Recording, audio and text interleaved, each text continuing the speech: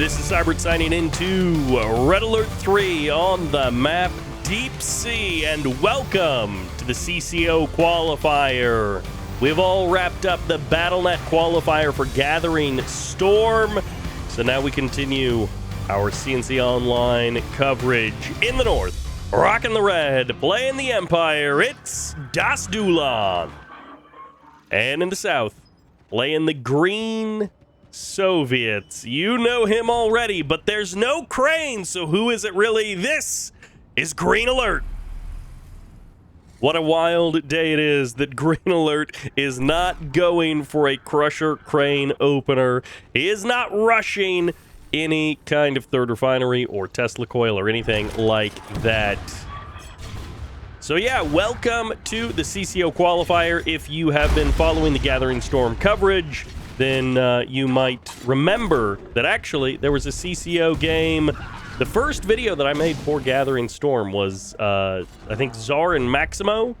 It was one of the Z guys and Maximo, and it was just one single best of 5, and then I did 24 hours worth of videos covering the BattleNet Qualifier, and now we're here on the CCO side of things. If you have not been checking out the brackets, which spoilers below, if you click on those bracket links, you can see how everything worked out, but you will also be seeing how everything worked out, so you will know more than you should. Whereas here we have the CCO qualifier to decide the 4 remaining players to make it into the Gathering Storm playoffs. We already have half of the playoffs fully decided, which if you've been following those games, you already know that. And here we have an engineer, but not jumping inside of the sudden transport, heading off a little bit to the north. There is a bear swimming around. There is a lack of vision, and now with that conscript going down, he may not actually see this engineer. Maybe with his dying breath, he will actually see the engineer on the way. Green Alert doesn't necessarily know exactly that this is an MCV cell, but I think he is a bit suspicious, and now this terror drone has seen far enough into this base that if it's not an MCV cell, there's something else going on for sure. The sudden transport is on the move, a couple of Tengus on the move as well, and this engineer down on the low ground. There's the Tengu trying to give chase, the sudden transport making its way on the low ground over there towards the Soviet base. Terror drone returning back, third refinery up and running for Green Alert. Tengu's once again going to be crossing over. They haven't made the distance all the way, but they are now in range of that bullfrog. One of them didn't transform, caught in the air, takes a couple of extra shots there as the bullfrog will back away. It's a late super reactor, but it is up, so hammer tanks can emerge, and that's 5 tank busters inside of that sudden transport. The MCV is here to draw attention and to try and crush those units. Das Dulan may be rusty, but he is pulling his units away with precision and keeping the Soviet player guessing as the Tengus move forward, and one tank buster actually avoids deletion there, but just barely, as another one ends up getting crushed. The MCV has taken so much damage, and the Tengus going to be continuing to put out little bits of damage. This MCV taking so long to die as the sudden transport steals its identity for one last moment, and this has bought so much time for Green Alert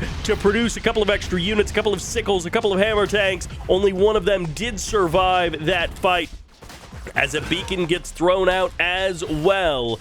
And it looks like this oil derrick, perhaps, maybe he was beaconing, killing off that engineer, because I think the engineer is now gone from the map. This MCV is not going to fool anyone. However, Das Dulan has bought himself a little bit of time. He hasn't done anything to slow down the tech or the production or the army of his opponent, so Green Alert does still have a distinct army advantage over Das Dulan, but Das Dulan has bought a little bit of time, and if he can defend super well, they're at least a little bit at parity. Das Dulan got the cash back from utilizing the cell of his MCV. Green Alert did not have that advantage, although that Tengu actually did pretty decent damage because of the honorable discharge crash down.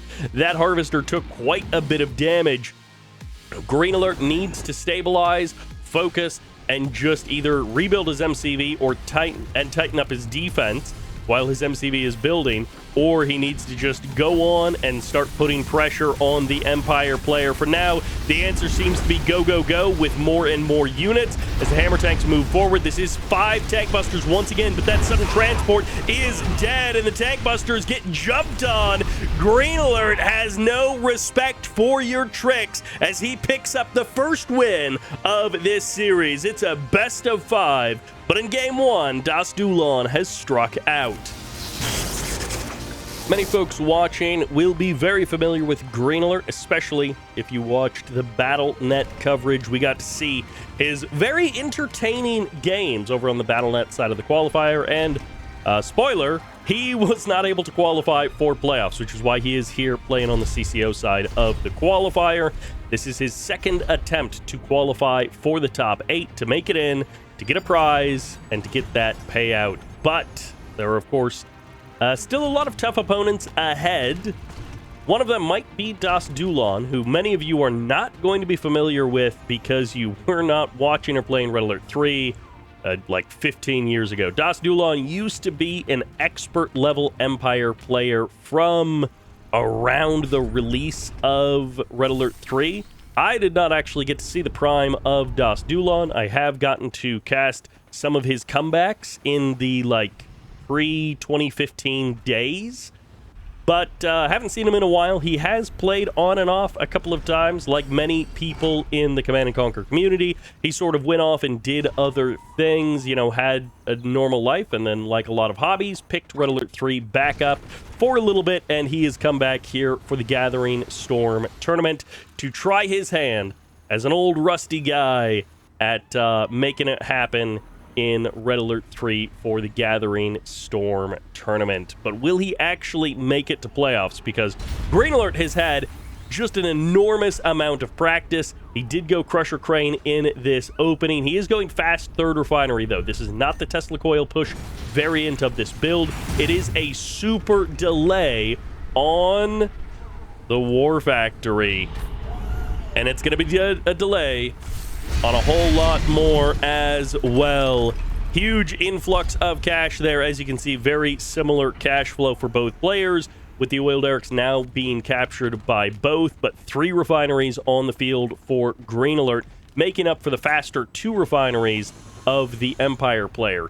So all that to say, Green Alert has possibly at the top of his game right now in terms of the sheer amount of practice that he has been getting. He obviously played a ton of games in the BattleNet qualifier. There will be fewer games here because there was something like 53 participants in the BattleNet qualifier. Of course, some of those players ended up tapping out and essentially forfeiting in the lower bracket. They played their upper bracket game and then didn't quite finish out the event. So those folks, that kind of inflates the player count a little bit. There weren't 53 players who actually properly competed, but there were 53 players who started at least one game in the Gathering Storm BattleNet qualifier. Here we've got 23, I think, was the count in the CCO qualifier. So it is definitely less here on the CCO side of things, which means there will be less games. And in that case, if this is the avenue for Green Alert to qualify, then he definitely got a lot of practice on the BattleNet side of things. But as I say, there are still some very tough opponents ahead of both of these players. It is double elimination format, so we do have an upper bracket and a lower bracket, tier 3 on the way. In contrast to the previous game, a very slow and careful start. An unfortunate angle on the crash down there. Did not lose momentum before getting knocked down. And even if you are completely stationary, that crash can still be sent off to the side. So sometimes, even if you're completely stationary, the Tengu will kind of wing it off to the side, and you'll end up missing the target anyways. But all that to say, Das Dulon, he is down 0-1. He's a rusty guy. Can he make the comeback happen here versus Green Alert? Both of these players in the upper bracket still have an opportunity to lose a series and then drop down. And like the BattleNet qualifier, it is best of 5 and longer. So these opening rounds are going to be all best of 5s. 3 games guaranteed. Then we move on to best of 7s, and that is a tier 3 Mecha Bay. It's going to be taking a little bit of damage. We need some additional walls to come up. The tank busters are going to be putting a bit of pressure on these hammer tanks, but currently there's nothing backing them up. He needs to buy more time, and with this Tengu infesting that harvester, the economy is about to be diminished. Green Alert has had the 3 refineries for longer. Bears are coming in, and there's going to be the King Oni. Bull Rush could be massive here. Let's see how many units he can crash through. That's 1 Bullfrog and nothing else beyond that. A couple of shots will buy more time. A second King Oni or a Wave Force Artillery is going to be needed to keep up the Empire pressure. For now, the King Oni is still above half HP, so we can freely engage with these hammer tanks. But I have to imagine on the other side of the map, it's going to be Twin Blades. It's going to be an airfield. No, it is not. It's a Sputnik because the airfield's already built, and the tier 3 is on the way. And what in the world? Das Dulon sells his 3rd refinery and gets instead a psionic decimator to add a clock into the game and to give us an opportunity to watch a countdown. I can't believe it. The game 2, we have a super weapon on the map, but we'll see if he can last 5.5 minutes to actually get this thing fired off. This Wave Force Artillery is leading the charge, and there's no point defense drones to keep it safe. This Tengu has its work cut out for him, and he's going to be able to knock down maybe one. He'll knock down 1 Twin Blade, but he trades his life 1 for 1 there as the Bullfrog gets eliminated. The Bear goes down as well, but the Terror Drone is going to lock down the King Oni, and now the Empire Army is a little bit too separated. This was a very aggressive move from that Empire Commander, and now Das Dulon is being punished by the Terror Drone. Wave Force Artillery gets sniped, and the King Oni is free, but he's not been given any commands, so he's just sitting there being leeched away from as the infantry tear apart those tanks very, very slowly, which is not so much tearing them apart as it is just slowly melting them down. The crash does happen, but the Bullfrog is safe, and the Imperial Warriors and Tank Busters have actually done a pretty good job of keeping these King Onis safe. I can't believe how much Das Dulon was actually able to get done, but now the Bullfrog Twin Blade combo is out in force. The Twin Blades don't even go down, and Das Dulon is gonna tap out with an inventive build, but unfortunate end to the game as Green Alert picks up his 2-0. And that'll take us not to Chrysabero Garden, but instead to Liberation Freeze here on the 1.12.6 side of the qualifier. Some slight differences there between the 2 qualifiers, but in the north, we'll rock in the green. This is Green Alert. And in the south, of course, rocking the red, it's Das Dulon. Having a better showing there in game number 2. And this is one of the big differences between Chrysabero Garden and Liberation Freeze is the oil derrick moved from up here. There's no building there as well. And oh, these buildings are gone also. So fewer structures to capture, especially up there in the top. Some of the other details are the same. You still have a hospital that no one is going to capture, and you still have the 1 oil derrick per player, but of course they are in those low ground, more forward positions. No Crusher Crane for Green Alert, but of course we do have Gathering Storm merch available. Limited edition during the run of the tournament. T-shirts, mouse mats, coffee cups, all the basics there if you want to support the tournament and grab some limited edition merch as well. Sickle jumping in, Dojo up to the high ground.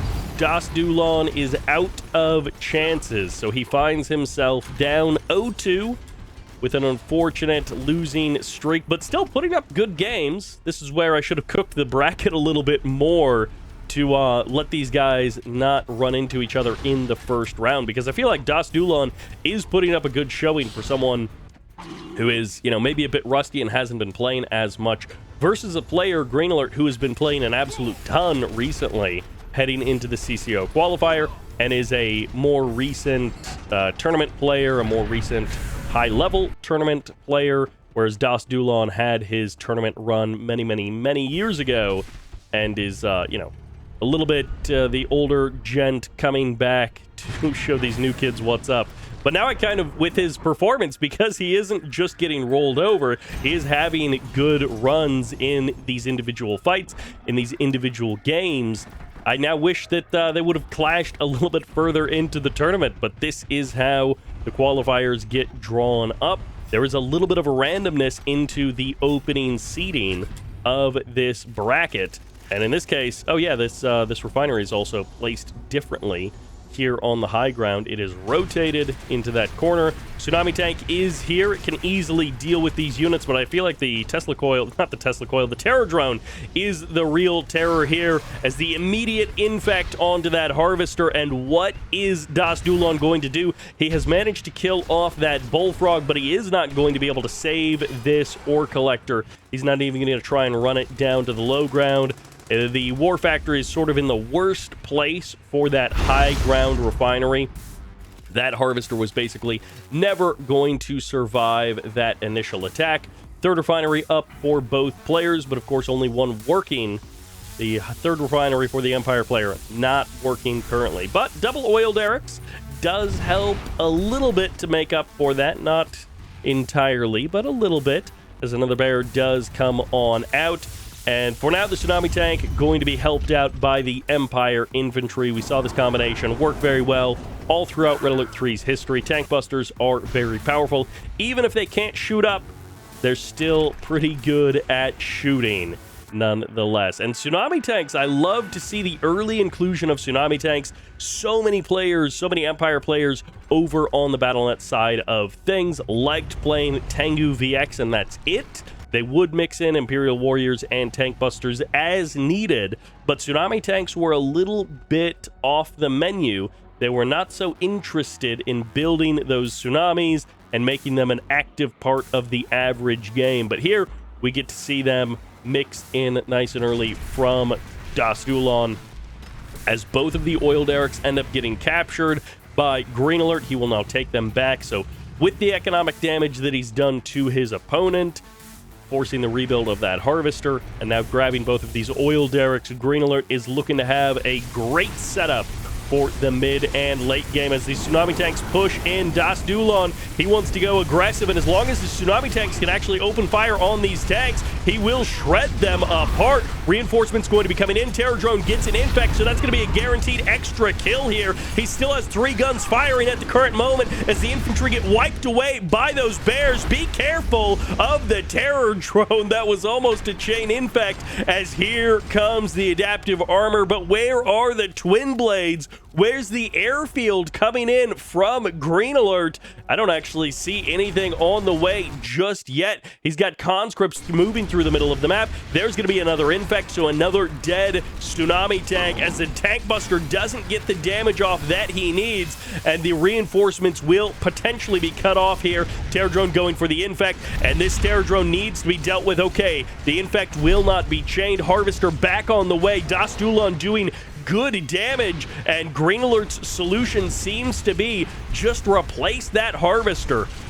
He's got another refinery potentially on the way down here on the bottom. He's being blocked by these Tsunami Tanks because he's trying to body block for this refinery as Das Dulon continues to put on more and more pressure. The MCV hasn't been sold off, so where are the point defense drones for Das Dulon? I'm not sure why they are missing in this moment. He must have gone somewhere else on that tech tree, and now the Tengu needs to transform, but there's already Bullfrogs here to help deal with this Tengu, so the Twin Blade will be chased away. The Tengu will be chased away as well, and the Bullfrog's going to be getting pressured by these Tsunami Tanks. Another Tsunami goes down, another Tengu goes down, and you might need to cut your losses if you can't effectively deal with these air units. They're just going to pick you apart slowly over time. These Tsunamis will be knocked down one by one, and now with 3 Twin Blades here, that's a double vet Tank Buster put in the ground as well, and now 2 Tsunamis that are just on their own. Where are the VXs? The Tengus now have point defense drones. They can survive a little bit longer,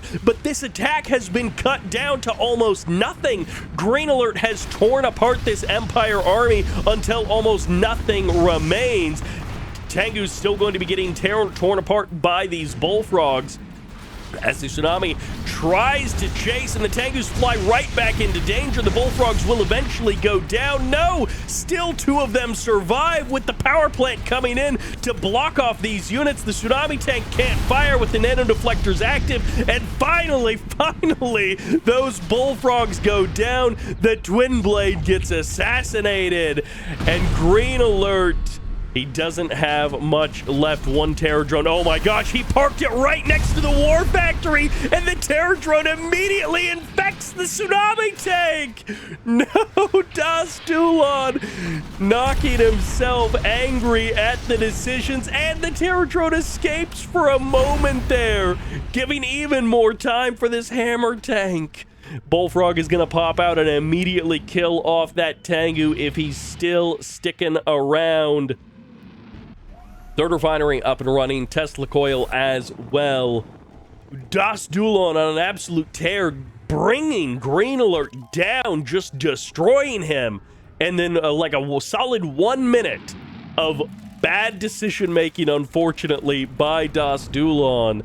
And this is one of those moments where you know he's going to be kicking himself, you know he's going to be feeling the weight of those mistakes. Like that engineer being sniped moments from being saved, but he ends up going down to the Terror Drone. And in this moment, Das Dulon has to settle his nerves and reclaim his composure, because you can't let this sort of thing rattle you. That chain of bad engagements needs to be come back from at this point. He's lost a lot of the advantage that he had, but he does still have his tech. His army has been slowly building up since he's been keeping the units back at home, and point defense drones are probably about ready to reapply, so he will have those for the next battle. There isn't necessarily a need to push it super fast, but also I don't think he needs to totally sit back and let Green Alert just take this refinery location for free. Tengu's swinging in from the side. They're just going to try and suicide themselves on top of these bullfrogs. They will get the bullfrogs. They will cancel that refinery as well. And now the strikers can move in. The anti-air has been dealt with. The MCV gets a crush, but now it's going to be completely split up. They're actually just chasing these hammer tanks. I'm not sure, maybe killing the MCV was the better move. The Bullfrog will be jumped on. The MiGs have to be on the way with the airfield there, but the War Factory is going to be destroyed. Das Dulon showing that he may be an old dog, but he's still got a few tricks up his sleeve. 1 more Bullfrog manages to escape, and it's not going to be MiGs, it's going to be the Flak Troopers, which of course the strikers can't deal with. They're just suiciding themselves to try and kill off this super reactor, and now the MiG is here, so they'll transform, and they get the snipe, so now the Tengus can transform safely, and the Tengus are getting locked down a little bit here. The stasis, the MCV hasn't been dealt with, so this Empire army got crushed off screen as that MCV found a couple of extra kills, and now the War Factory is back online. Almost a crushing defeat. Green Alert hangs on with the better defense, and now the transform will lead to disaster as the MiG strikes down 2. The army of Das Dulon just crushed in those last few moments there, and now the MCV is actually going to go down pretty quickly to this fully heroic Striker VX. He's going to have to run for the hills, and the reinforcements coming in. Green Alert has crushed the Empire army twice. Can he do it a 3rd time? He's been on the verge of being destroyed, but he's always able to take the comeback, and there's going to be the hammer tank getting the flak weapon, trades out with the hero Striker, goes heroic himself as the Tengus tear apart the bears on the low ground, but the MCV survives, and the Empire reinforcements are nowhere to be seen. Tsunami tanks on the other side of the map as this attack will have to be called off for the current moment. Strikers would have been easily able to knock down that expansion on the water, but now a flak cannon is coming up to join the defense, and the Tsunami tanks are moving forward. Das Dulon fighting with his life on the line. The MCV back up to full health as Green Alert calls in the engineer to save the day.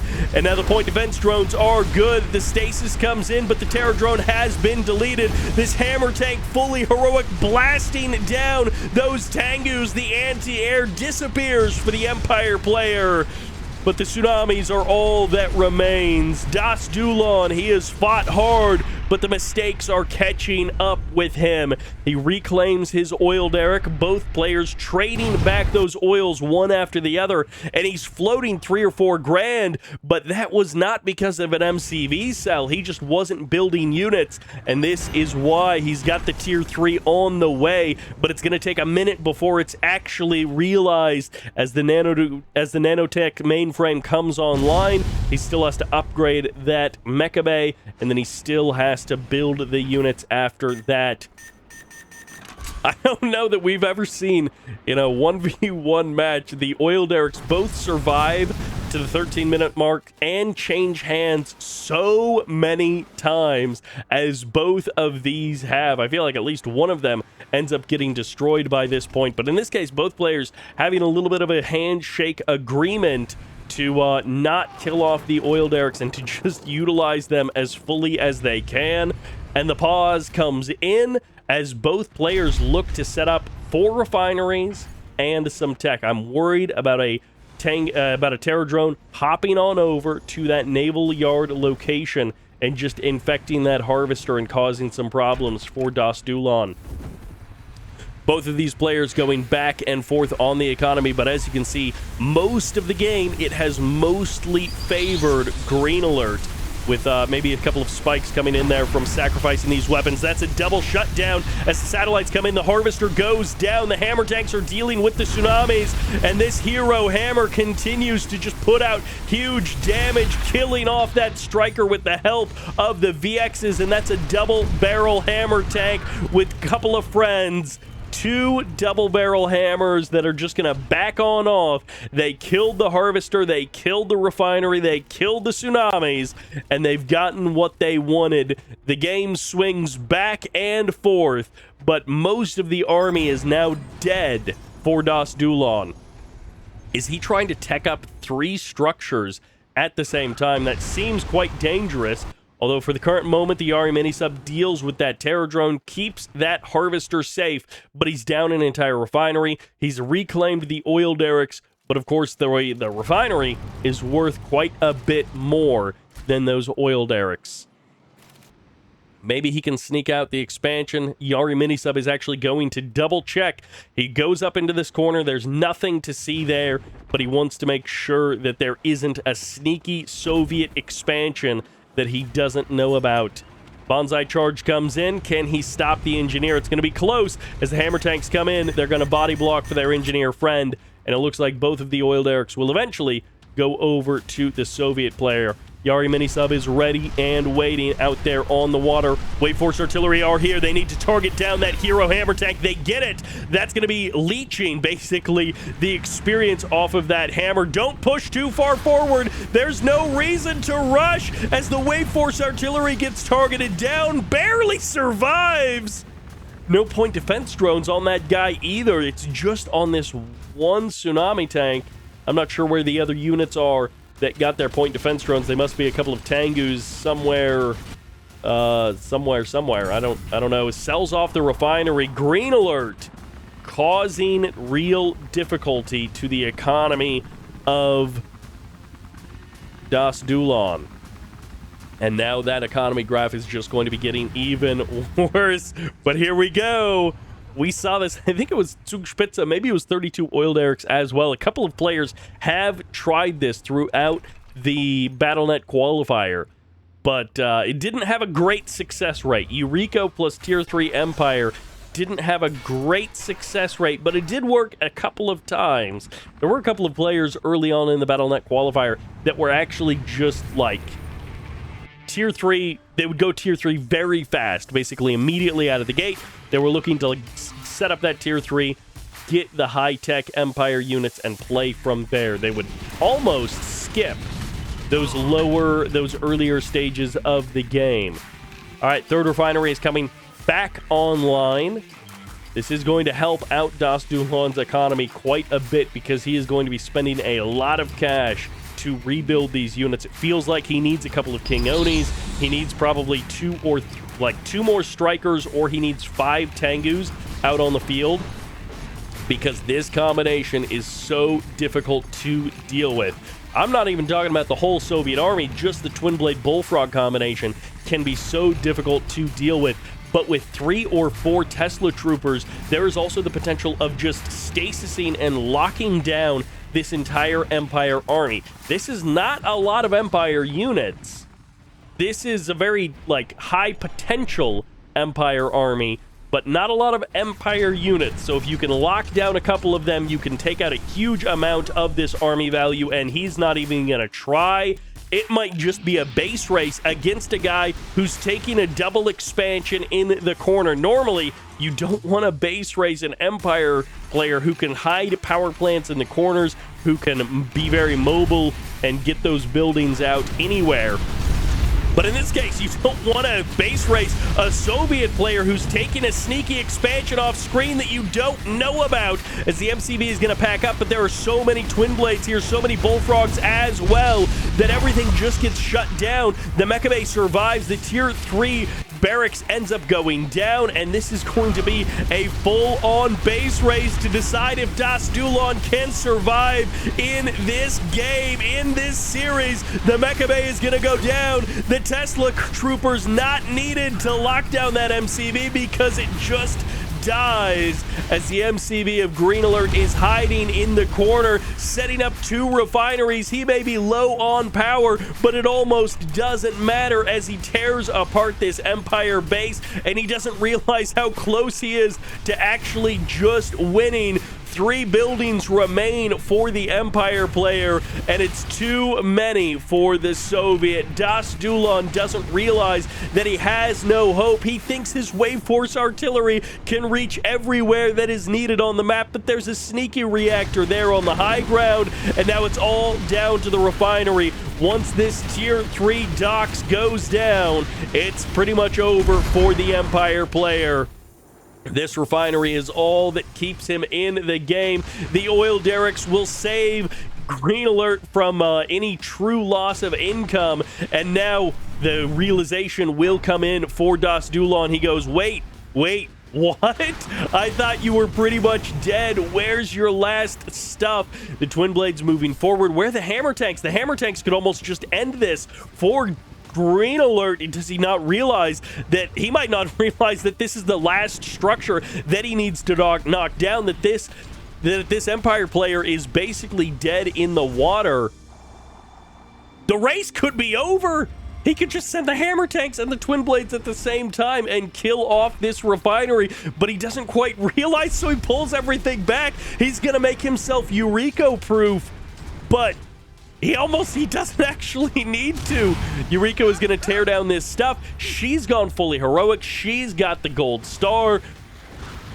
But Das Dulon doesn't realize, and now with that building going down, he must suddenly realize, uh-oh, there is more to this game than I know. 7 grand in the bank for Green Alert. Das Dulon has 3 himself. And at some point, these players are going to realize that there just isn't that much going on. Bullfrogs are here. Twin Blades are here. Eureka is coming back to defend, but it's only a matter of time. She's going to juggle her heart out as the Wave Force artillery do what they can. But that's it. The GG comes out, and Green Alert will execute the clean sweep.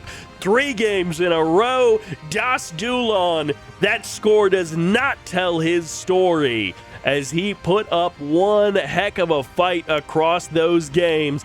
Different strategies, different unit compositions, but not able to get a win. And that will send us into the next series for the Gathering Storm CNC Online Qualifier. And that'll take us to Industrial Strength for a fresh best of 5 featuring the Green Soviets in the north. You know who he is. This is GGOT, not at all Green Alert. We wouldn't be checking out 2 games in a row in the south, rocking the orange, playing the Allies. This is Other Dawn, aka OD, I believe. And yeah, Green Alert not going to be here in this series. We will get to see him in the next round of the upper bracket. But this is 23 players, so we kind of have a round of 32 here. About half of the players have to play in the round of 32, and then I think like 2 players got a complete bye into the round of 16. And we've got, like maybe 8 players got a bye into the round of 16. And we've got some round of 32 matches in the upper bracket, round 1. And then we move on to the equivalent of the round of 16, which isn't quite the round of 16 if you include the lower bracket. But up here in the upper bracket, it'll be the round of 16. So we've got some matches to get through. GGOT and Other Dawn. We've seen both of these players a number of times over the last couple of years here on the channel. I feel like more in team games, but definitely in a couple of tournaments as well. This might be like the highest sort of stakes situation that either one of these players has been in terms of competitive Red Alert 3. They have maybe played some lower stakes event or some team events, that kind of thing. But this is where they will play the best 1v1 Red Alert 3 competitors in the world to be able to qualify for the top 8. And then, of course, once you're in the top 8, guess what? It just gets harder from there. So both of these players, I feel like, need a big step up to be able to survive, to be able to make it to that next level. But maybe we just haven't seen their true potential as that Vindicator survives. Second Vindicator will come through, gets tagged with quite a bit of damage. Just enough to knock it down as well. Third Refinery going to be coming up for GGOT, and it's already online for the Allied player. So both players are headed towards that 3 refinery economy. They've got their oil derricks locked down for the current moment, but no one has made the move for the precious garage on the top of that hill. Airfield did end up losing one of the Vindicators, but he's still got the other one safe and sound, repaired back up to full HP now that he's been able to hang out there at the airfield for a moment. Do we go straight into the Tier 2 after this? It is going to be the Naval Yard for Other Dawn, and there's the Tier 2. We have the opportunity to build some cryocopters. The Vindicator goes down. No! The second Vindicator, who survives with just like a sliver of health the first time. His luck runs out, and he ends up dead on the ground there. Riptide will end up getting trapped by the stasis of that terror drone and the super reactor. Very late by common timing, but just fine here with the third refinery taking the priority from the Soviet player. War Factory has been up for a while, and now the super reactor is finished, so hammer tanks can be produced. Sickle needs to jump on this opportunity to scatter those peacekeepers. Nicely done there as they all switch over to their riot shields, and they're going to buy a lot of time, but will it be meaningful? If you're just buying time, but you're not able to do anything to stop the gunfire, well then, you're not going to do very much. We do have a cryocopter flying over the battlefield, looking for the opening, looking for the opportunity. But of course, this has called the entire Soviet army back from the front line, back to the home base. And now with free range of the middle of the map, the Allied player can do whatever he wants. Cryocopters will be able to find at least one freeze. No, he doesn't want to stick around. If he had something in his pocket to quickly kill off that harvester, then it would be worth taking a little bit of damage from those bullfrogs. But of course, he could have actually stuck around and gotten that freeze. Cryocopters can take a couple of shots from the bullfrogs, so he ends up not even needing to because the bullfrogs just turned around. And now the bullfrogs have been sent from one location to the other. They've barely done anything, and now, what luck! You end up losing the first 2 Vindicators, but he brings it back. That third one survives with almost no HP at all. Dolphin and a couple of Riptides going to be putting the pressure on this MCV. Run for the hills, GGOT, as he is going to have to find himself an economy somewhere else in this game. He may have that oil derrick to lean on, but it's going to explode out from under him if he doesn't have some harvesters to actually work with. Crashdown doesn't line up on top of that ore collector. And that cryocopter had no one near it to kill off that harvester. I don't know what that cryocopter was doing in the middle of that base with no one to help him out. But unfortunately, the hammer tanks at the front line will also get frozen down. Otherdawn gets an easy defense of his home base with the help of those cryocopters. The bullfrogs starting to make their way back over, but that's 2 cryocopters. 1 bullfrog by itself is not going to be enough, and as soon as you look away, the cryo shot comes down, lands on that harvester, and knocks it down. But surely the Vindicator will fall. Pain for the kills on the other side of the map. Harvesters being rebuilt in the main base, but now the cryocopters are back again.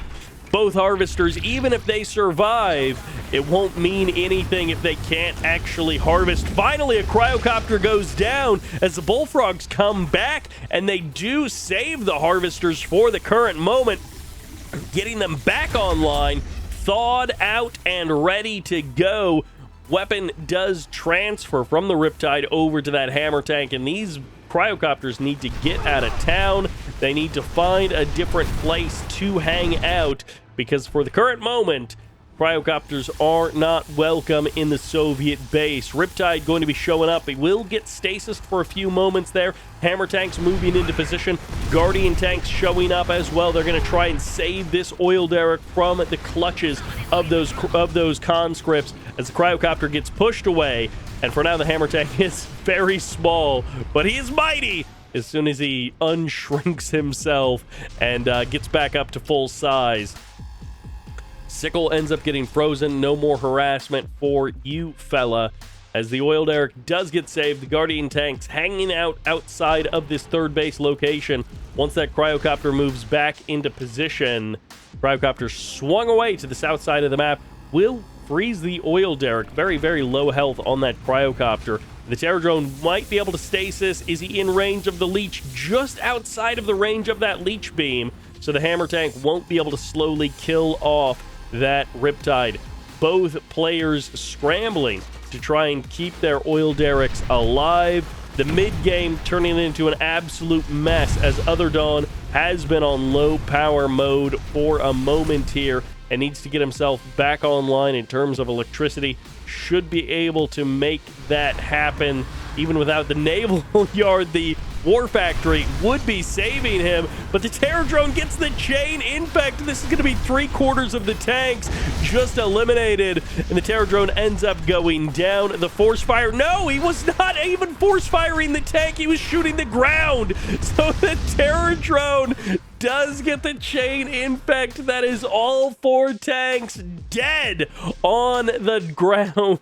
Just bury them in the dirt as they get sent to the scrapyard, and the Terror Drone will rank up. He's a veteran Terror Drone. He's seen some things, and it's the inside of multiple tanks as that Terror Drone just ripped them apart. The oil derrick surviving for now. Vindicator will come in. Bombing run will clear out that conscript. And GGOT, he's going to try and put some pressure onto Otherdawn, but there is still at least 1 cryocopter here. They've been rebuilt. They've been remade. As the Terror Drones are looking for a new angle, a new opportunity. But of course, with the shrunk down hammer tanks, you have to be careful that they don't rush forward and accidentally get themselves crushed. They are faster than those quick Terror Drones when they're in that shrunk down mode.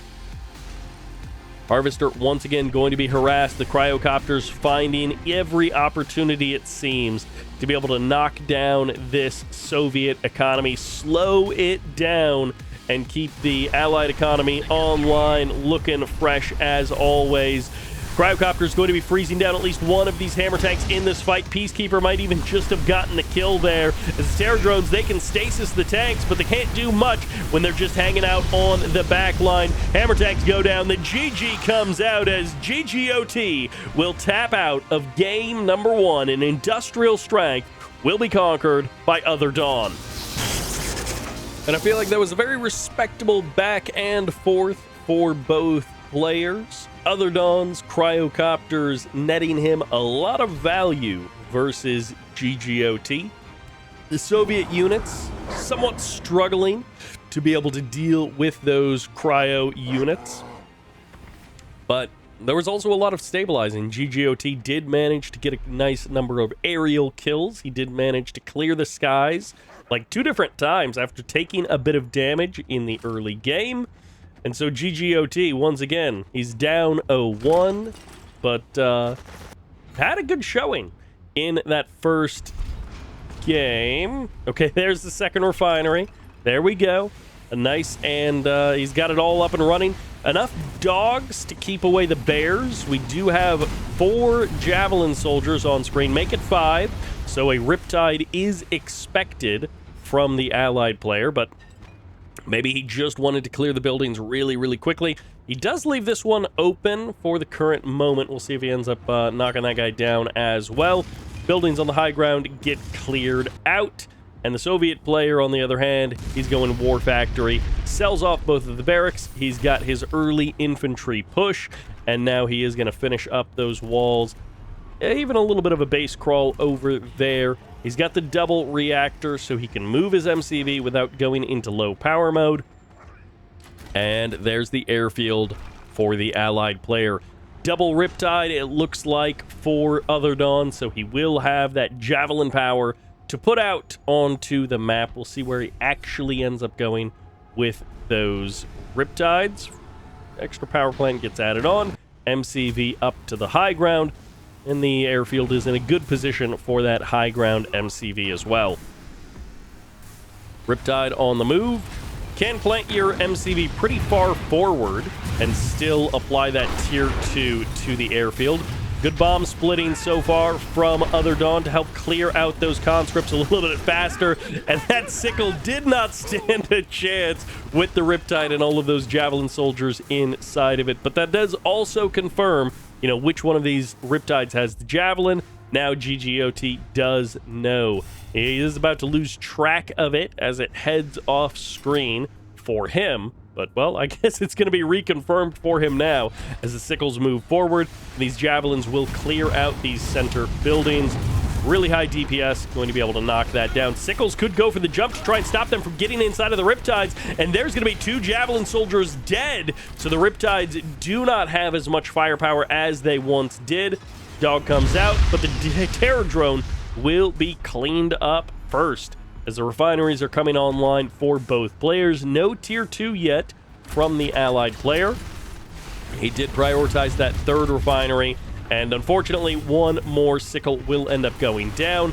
A little bit of low health on that Riptide. Might want to end up changing out which Riptide holds these javelin soldiers, as both Riptides push on forward, and they don't even care about... wait, is there a super reactor? No!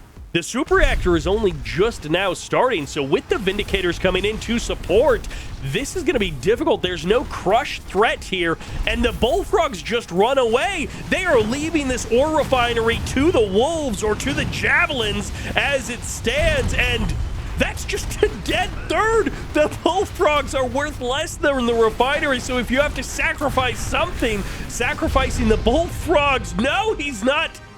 That's it. GG comes out. GGOT loses the 3rd and loses the game. And that'll take us to Battle-Based Beta's big brother, Deep Sea. As we're here for game number 3, GGOT needs to put some points on the board because Other Dawn is looking fearsome. A distinct miscalculation there on Battle-Based Beta for GGOT. He did not properly respect the firepower of the Vindicators and those Javelin soldiers. He tried to play it out a little bit slow, a little bit long, and then it's like, well, wait a second, I've got no tech at the beginning of this fight, and then the 3rd just goes down with nothing to answer back. And when the 3rd just dies for free against an allied player in that position, it does make the next fight that much harder because GGOT had nothing to fall back on. As the dogs come through, they'll get the kill on that bear. Conscripts takes the middle of the map. This is a fairly early airfield from the allied player, but not super duper early, as we do have peacekeepers. The engineer did capture that oil derrick. A decent amount of production here for the allied player. And this is again one of those differences between the BattleNet players and the CCO players. There are two power plants packed along with that refinery. Of course, he's not playing an Empire player who can drop Tengus into that refinery location, but Sickles can do a little hop in there. It's just not quite as threatening, and you don't tend to see it all throughout the game like you might with an Empire player. But both of the power plants all are walled in, which doesn't leave any safe place for that harvester to hide. Vindicator comes through, sweeps through the middle of the map, and both players are again going to kind of do a little handshake agreement for a third refinery between the both of them. They're going to say, actually, we're fine just playing this one out a little bit slower. It's on the way for the Soviet player, but it's done just a little bit quicker for the Allied player. And now GGOT can wipe away those previous games. He can get his super reactor on the way. There weren't any sneaky Riptide Javelin combos that he has to worry about. So he has a moment to breathe, and prioritizing the third refinery, we'll see how it works out. A lot of players do get the super reactor a bit quicker instead of that third refinery, but in this case, the third refinery was the prio, and now the super reactor has finished up, so hammer tank production can begin for the Soviet player. Vindicator's going to drop a couple of bombs there, just causing a little bit of difficulty for the Soviet player. No big damage to anything. I guess it will draw the attention away, but the walls will be done in time, so these peacekeepers really can't do anything to that location. Bullfrogs don't need to drive close to those peacekeepers. Peacekeepers will burst down bullfrogs quite quickly. And now that the Crusher Crane is done, is the MCV just going to be sacrificed for the cash back, or is he going to try and push the front line forward with that MCV? Terror drone over at that third refinery location will end up getting spotted. The dog is not going to do anything to that terror drone, but the Vindicator is going to try and hunt it down. Can he run and hide? This Vindicator is wasting a lot of time hunting down this terror drone, but he will eventually get the kill, and it doesn't look like the Soviet player was able to do anything with that opportunity.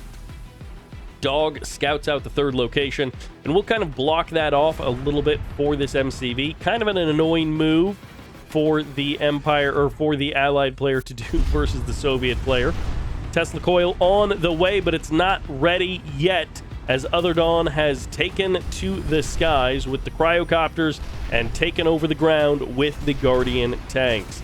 For now, this hammer tank going to be getting the double repairs from that. This just got free cryocopters. The MiGs find an easy kill. Nicely done there by GGOT. Other Dawn ends up getting the oil derrick, but also a lot of peacekeepers just die for no reason, as we have to see a couple of that's two dead cryocopters. We have to see some twin blades come out at some point to be able to quickly deal with this dog blocking off that fourth refinery location. But what a fantastic set of MiGs for GGOT. Double cryocopter snipe. Bunch of peacekeepers went down as well. Other Dawn has less tools to work with, losing them without getting much back. GGOT, he's looking to right this score and change the trajectory of this series. He's going to have to do it a little bit better than that. There's going to be probably the high technology upgrade coming in here as this army moves in. Where are the hammer tanks? Did he build 4 MiGs but 0 hammer tanks? As it looks like the Guardians are going to be pushing forward. The cryocopters can go down, but now what do you have to actually kill off the units on the ground? The peacekeepers immediately snipe that terror drone. This is... Where's the ground army? as GGOT over-indexed into the air. I just assumed he had something else there. Those smigs were great, but it ended up meaning nothing because he had no ground army, and Other Dawn will execute the clean 3-0 of this series. GGOT will drop down to the lower bracket where he'll have a second chance. And we're on to Battle Base Beta for a fresh best of 5 in the South, rocking the Purple Empire. Give it up for Darknedge. And in the North, playing the Red Soviets. Of course it is. This is Dutch Army? What is he doing playing Red Soviets? Of course, red is his classic color. Soviets, not so much. I'm gonna guess this is an ego move out of Dutch Army. Darknedge is not a player who would normally be able to compete against Dutch Army in a typical game. Oh, Engineer almost gets sent the wrong way. But Dutch Army is playing Soviets, which is, you know, playing off faction, switching it up, which does mean we get to see some more Soviet action. Normally, if you aren't familiar, Dutch Army is an allied player. So I don't know that I've ever seen him play anything other than allies in a tournament setting. I do wonder, will he play round 1 as Soviets? Will he play round 2 as Soviets? What if he only plays game number 1 as Soviets, and then he ends up losing? Does he immediately switch into allies for the rest of this best of 5? Because if you mess around and then you end up losing, you do look like a bit of a fool. But I do expect he will have a good showing regardless. If I'm reading this right, both of these players have made an agreement, I guess, to only build barracks units. And I guess they are not interested in playing this one out normally, which, hey, that's okay. We can have a bit of a fun game here. Not at all what I was expecting. This is just, it's so many bears to build right away in this game. And then it was double barracks for a while. It's still single barracks now, 2.5 minutes into the game. He restarts the sentry gun. Normally, there would be Tengus dropping onto those refineries, which is why you would use that sentry gun. But in this case, the Mecha Bay is like only just now getting started. Unbelievably delayed compared to what it would be normally for an Empire match. But it is going to be a third refinery up relatively quickly for Darknedge. Did he not actually even build the Mecha Bay? He still hasn't built his Mecha Bay.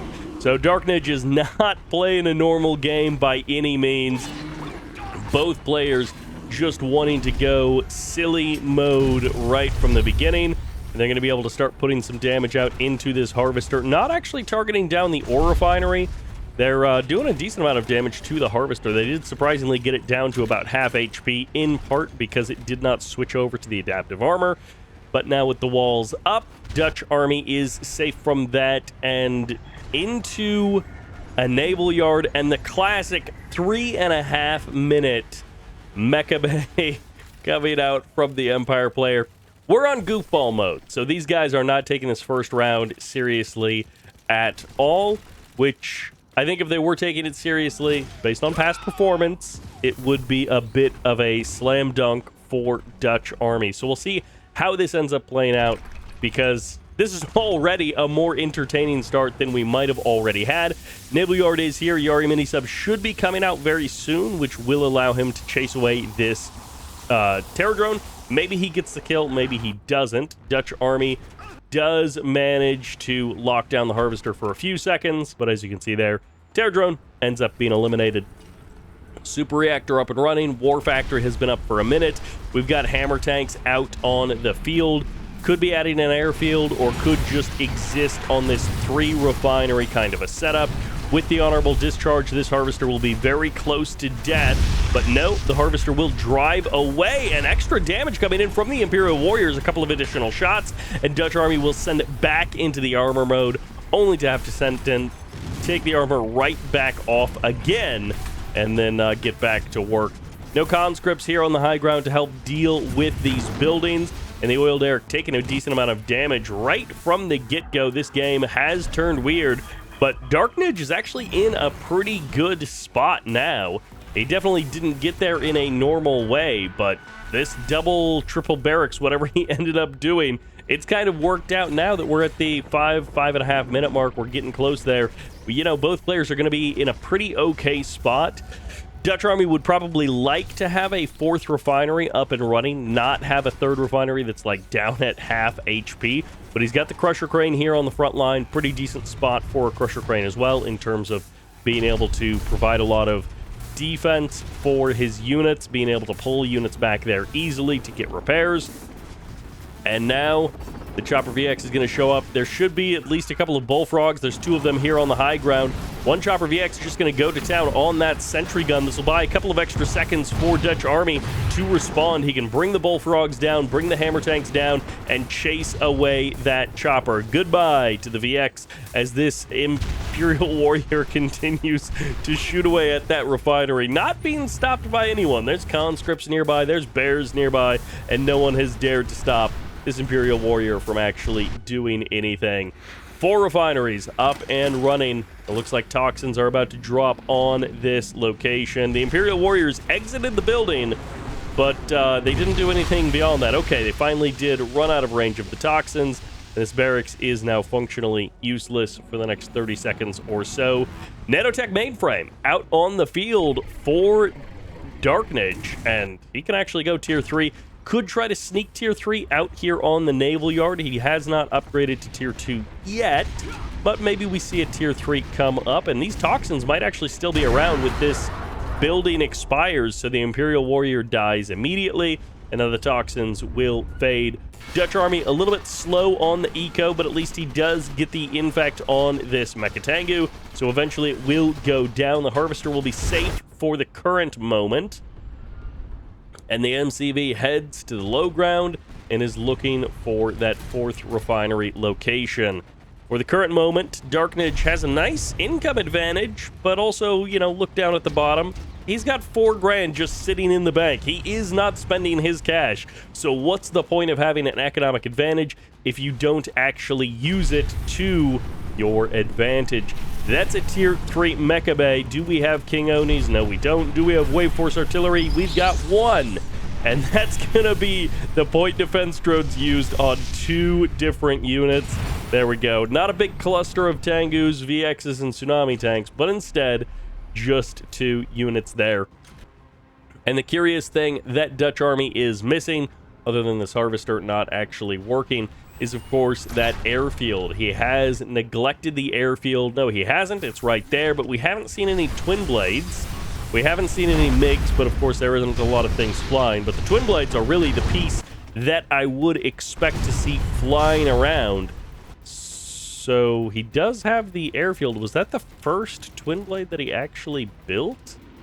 That might have been the first twin blade that he built. So he had the airfield for some amount of time, but who cares if you have an airfield if you don't end up using it? Darknage still with 3.5 grand in the bank. His macro is slipping. He can spend that cash if he really wanted to. He could have upgraded this docks to tier 2. He could have been building Naginatanas. He could have been going for tier 3 and Shogun battleships. He could have been going for Eureka. He could have been going for lots of different things. And he doesn't necessarily need to keep the Nanotech mainframe around. We'll see if he ends up doing that. But for the current moment, he's just trying to knock down this naval expansion coming in here from Dutch Army. Darknage with a number of Yari mini-subs. You need the tier 3 upgrade for those Yari mini-subs. You got to spend the cash on the Nanotech mainframe for that, as this striker will get free kills on these hammer tanks, and the hammer tank ends up stealing that Wave Force weapon away. But the Wave Force Artillery won't survive the day. Tengu's going to take down these Bullfrogs. And Dutch Army is still in this game, I guess. But it feels like in the last minute, it has just gone from bad to worse to worse to worse. And now the Tengus can transform on top of this MCV if they want. They can trap it in a big grid of exploding Tengus if the MCV tries to crush its way to victory. Twin Blades moving out, but there's a striker to get a couple of shots, and the Tengus are the real threat because the Twin Blades are not there to even save the MCV, so it almost doesn't even matter. They're coming in now at the last possible second. Bull Rush could have even been used to try and get the kill on the MCV if the King Oni was worried about passing away before he managed to laser down that MCV. Toxin's coming in, and Dark Niche still floating 3 grand in the bank. It doesn't even matter as he kills the MCV and now pushes on forward.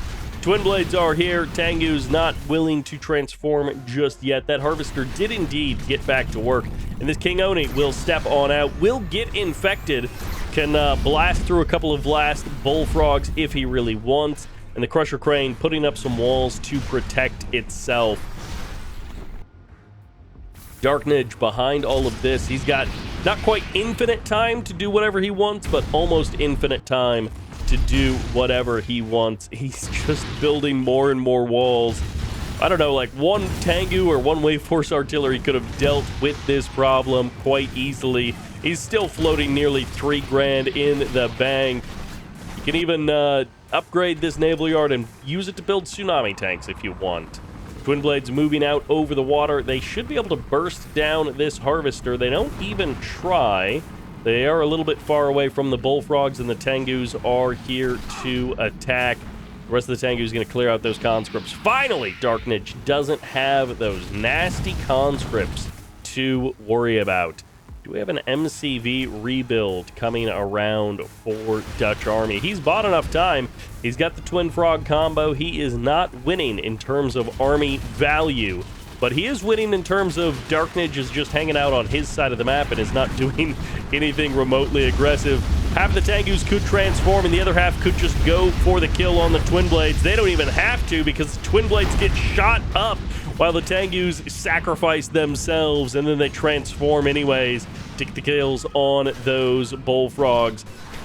It's going to be a dojo dead on the ground there. Not too big of a loss, and Dark Niche has just walled himself off to infinity, it seems. And, well, he's cleared out the Twin Blades, he's cleared out most of the bullfrogs, but he's still not interested in attacking the other side of the map. We saw a little bit of Tengu harass earlier on in this game, but since then, it has not been happening. Do we have the Shogun battleships on the way? I feel like now that the cash is down near the $1,000 mark for Dark Niche, he must be doing something good with it. And did Dutch Army rebuild his MCV? I think the answer is no. So far, he hasn't. He does have a couple of hammer tanks out on the field. He is still sitting on that 3 refinery economy. No hope of expanding just yet. There are 3 Yari mini-subs watching over that water expansion location in case he tries to deploy. Is that... that's a real hammer tank. That's not a sudden transport. In case he tries to deploy an expansion there. Twin Blades go down, and then there's the big transform. With point defense drones, Tengus can fight against the hammer tanks at least a little bit with these kind of numbers and point defense drones. Obviously, normally, Tengus don't trade well versus hammer tanks, but you get that honorable discharge close enough, and Tengus trade well versus almost anything. Harvester, very, very low on health, will be just moments away from deletion there. And there is the Shogun battleship. We got one out on the field. We are approaching a 4-to-1 ratio in terms of army value. And, well, when you can consider that 3 of those are bullfrogs for our Soviet player. Well, you know, it doesn't look good, but it hasn't looked good for a little while. Dutch Army, he definitely had an opportunity where he could have still turned this game around and won it. It is going to be more difficult now. Multiple times, the Tengu Cloud has just bursted all of the Twin Blades down and then moved on to other things. And there we go. Dutch Army taps out. Will he switch over to allies immediately, or will he keep up the Soviet shenanigans? And we have our answer here on Icebreaker. Should I tell you now, or should I make you wait? In the south, rocking the 1 point, representing Empire, this is Darknage. And in the north, playing the red, that's right, it's time for the Soviets, baby. This is Dutch Army.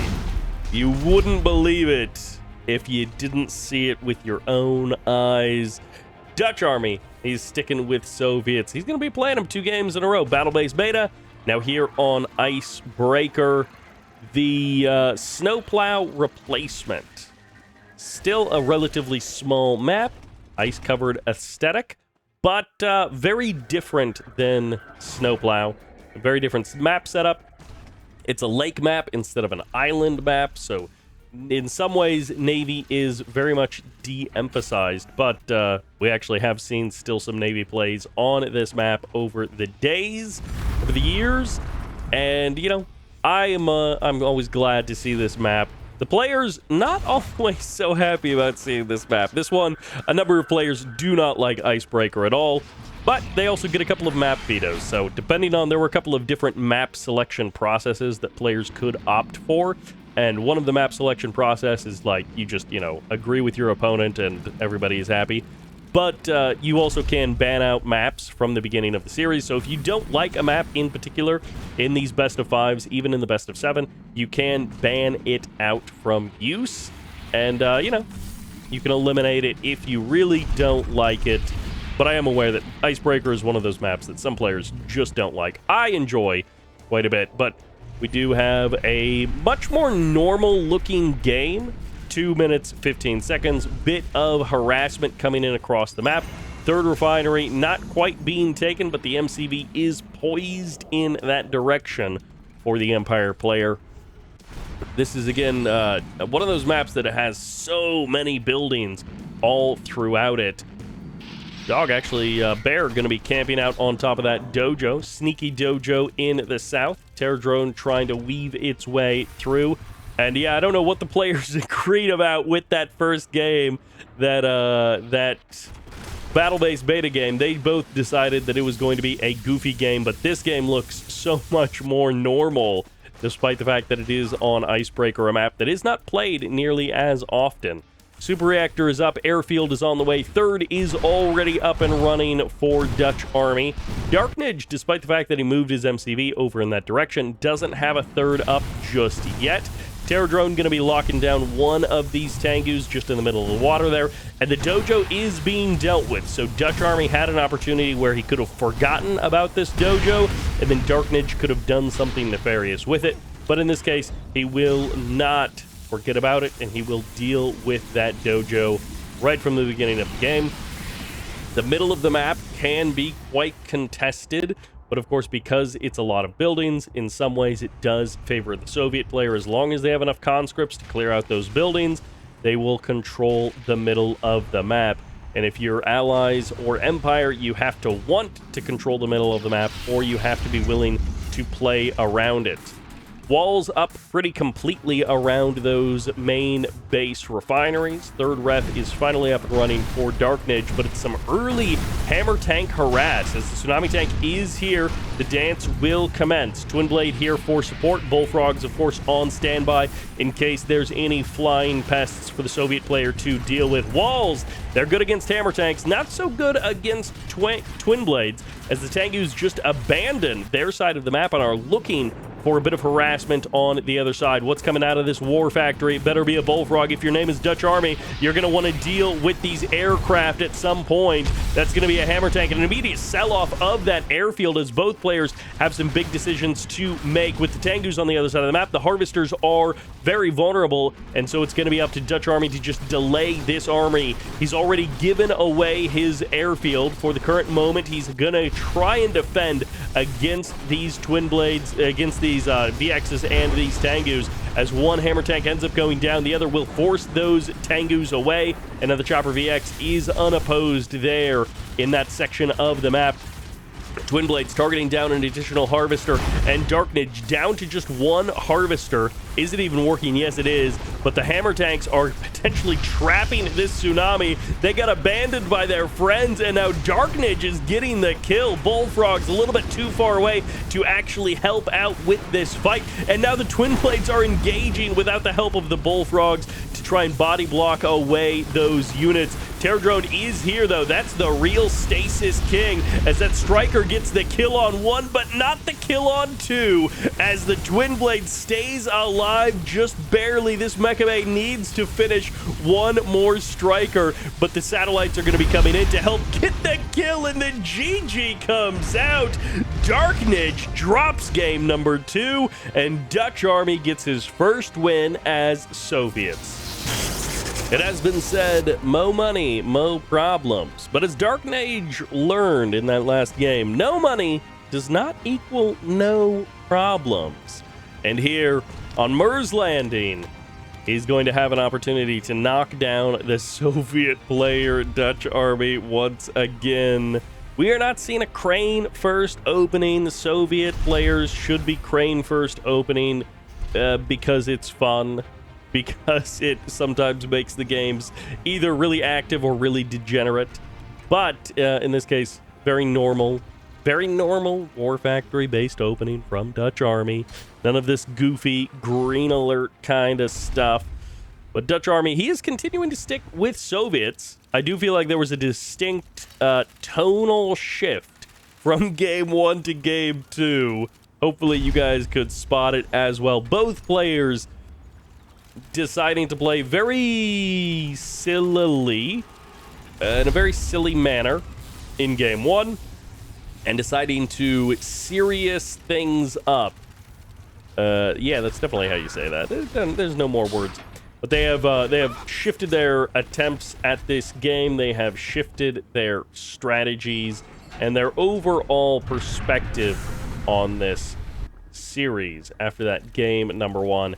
Terror Drone goes in for a little bit of stasis, very minor delay in those harvesters. Nothing to worry about. If you're Darknage, that is not going to be the reason. That is not going to be a reasonable impact on the game. This early third refinery, where are you going? This MCV is going far away, as Dutch Army did skip his barracks to pull off this early War Factory build, so he has not captured his oil derrick. He has just given that up for the current moment. But also at the same time, it's actually going to go down. The Tengus are going to be forced to transform. This early Hammer Tank putting a real slowdown onto the attempts of Darknage. And that Bullfrog was almost perfectly positioned there to chase away these Bullfrogs and give as much time as possible to these Tengus, or to delay these Tengus as much as possible, because these Tengus, if the build had gone a little bit differently, they would have ended up in that base 30 seconds sooner. But they were dealing with the Hammer Tank, they were evading that Bullfrog, and because of those choices and having to wait out the transform timer, Bullfrog not close enough to get the kill. And it doesn't look like there's a second Bullfrog on the map. But because of those Hammer Tanks and Bullfrogs, that delayed that harassment by probably 30 seconds in the game. So while Darknage went for a reasonably fast Mecha Bay, went for a very normal timing on that harassment, it didn't hit Dutch Army's base until 30 seconds later than it should have. Finally, this engineer may capture the oil derrick. There's a bear and a terror drone, so this is a very difficult engineer to try and sneak into that barracks. And even if you try to do the thing where you sell off the dojo to get the Imperial Warrior, he's probably not going to be able to stop that engineer from jumping inside the barracks. And there we go. The oil derrick captured right there around the 4-minute mark for Dutch Army. Super duper late, but you also probably spotted it. The tier 3 on the Mecha Bay. Darknage going for a fast tier 3 for his ground units. Terror Drone will end up getting shut down. gets shot up and put in the ground, and this is the exact thing that Dutch Army wanted to scout. He's like, I took a third and an oil derrick, and the only thing that I've seen of you is this barracks. So what do you have going on the other side of the map? Are you massing a bunch of units? Did you go tier 2 and you're building like 5 or 6 tsunami tanks and you're just pooling them in your base? Do you have a bunch of VXs and Tengus that you're about to send across the map? What is going on? The Terror Drone tries to move in. I don't think he got the full picture, but I think he may have scouted enough to know, okay, there is a lack of everything. There is nothing there, which indicates that you probably went for a fast tech build, even if he did not see the nanotech mainframe itself. Tengu crashes down, and he still probably has an idea of what is coming his way. Will he have the tools? Oh, they back off. So this is another delay to this attack. You need decent numbers of twin blades. I mean, you could get by with 2 or 3 twin blades, but having 1 or 2 MiGs is always nice as well, in case you need to chase down VXs or in case Tengus are giving you trouble. But for the current moment, it's just like one or so twin blades. Does he have a second one moving across the map? He does have a second twin blade out on the map, and now the Empire Army is moving across. Okay, there's the King Oni in the middle. Point defense drones have not been activated on this army, and there's a VX back at home, potentially here to defend against these twin blades. Tengu is also going to get a couple of shots against the twin blades. Bullfrogs will be able to push that away. And the MCV has already gone out onto the water. This is one. Oh, Bull Rush only finds 1 of the hammer tanks. He doesn't get lucky and gets 2, but instead he will just find the 1. There's going to be the point defense drones activated to give a little bit of extra health to this army. And Dutch Army has a lot of things to worry about. He does manage to burst down at least 1 of those VXs. Tengu's getting chased away, but these Wave Force artillery and the King Oni have done phenomenal damage to this Soviet army. Twin Blade nearly gets the kill on that striker, but that's a chain. In fact, he did nothing to stop it. Where's the force fire from this Wave Force artillery? He's going to target him down, even if he forced fired that Wave Force artillery. Are you kidding me? A third infect for this Terror Drone, and he calls off the Twin Blades 2 of the times, just in time to let the Terror Drone get the kill. The third Terror Drone infect, the Twin Blades accidentally kill off their Terror Drone friend. But that's a VX and 2 Wave Force artillery that got almost nothing done. They killed off this 1 refinery, and then that was it. They were supposed to be here to support this. They were supposed to be flattening this base in record time. Bull Rush comes in, big chunk of damage onto the airfield. Twin Blade will immediately get clobbered if it shows up. Hammer Tank is going to get annihilated on the other side of the map, and the Bullfrogs are coming on back home. Terror Drone is here, so there is the potential to lock down the King Oni, but there's going to be another Terror Drone showing up. There's the infect. King Oni will die eventually, and the Tengus do get eliminated.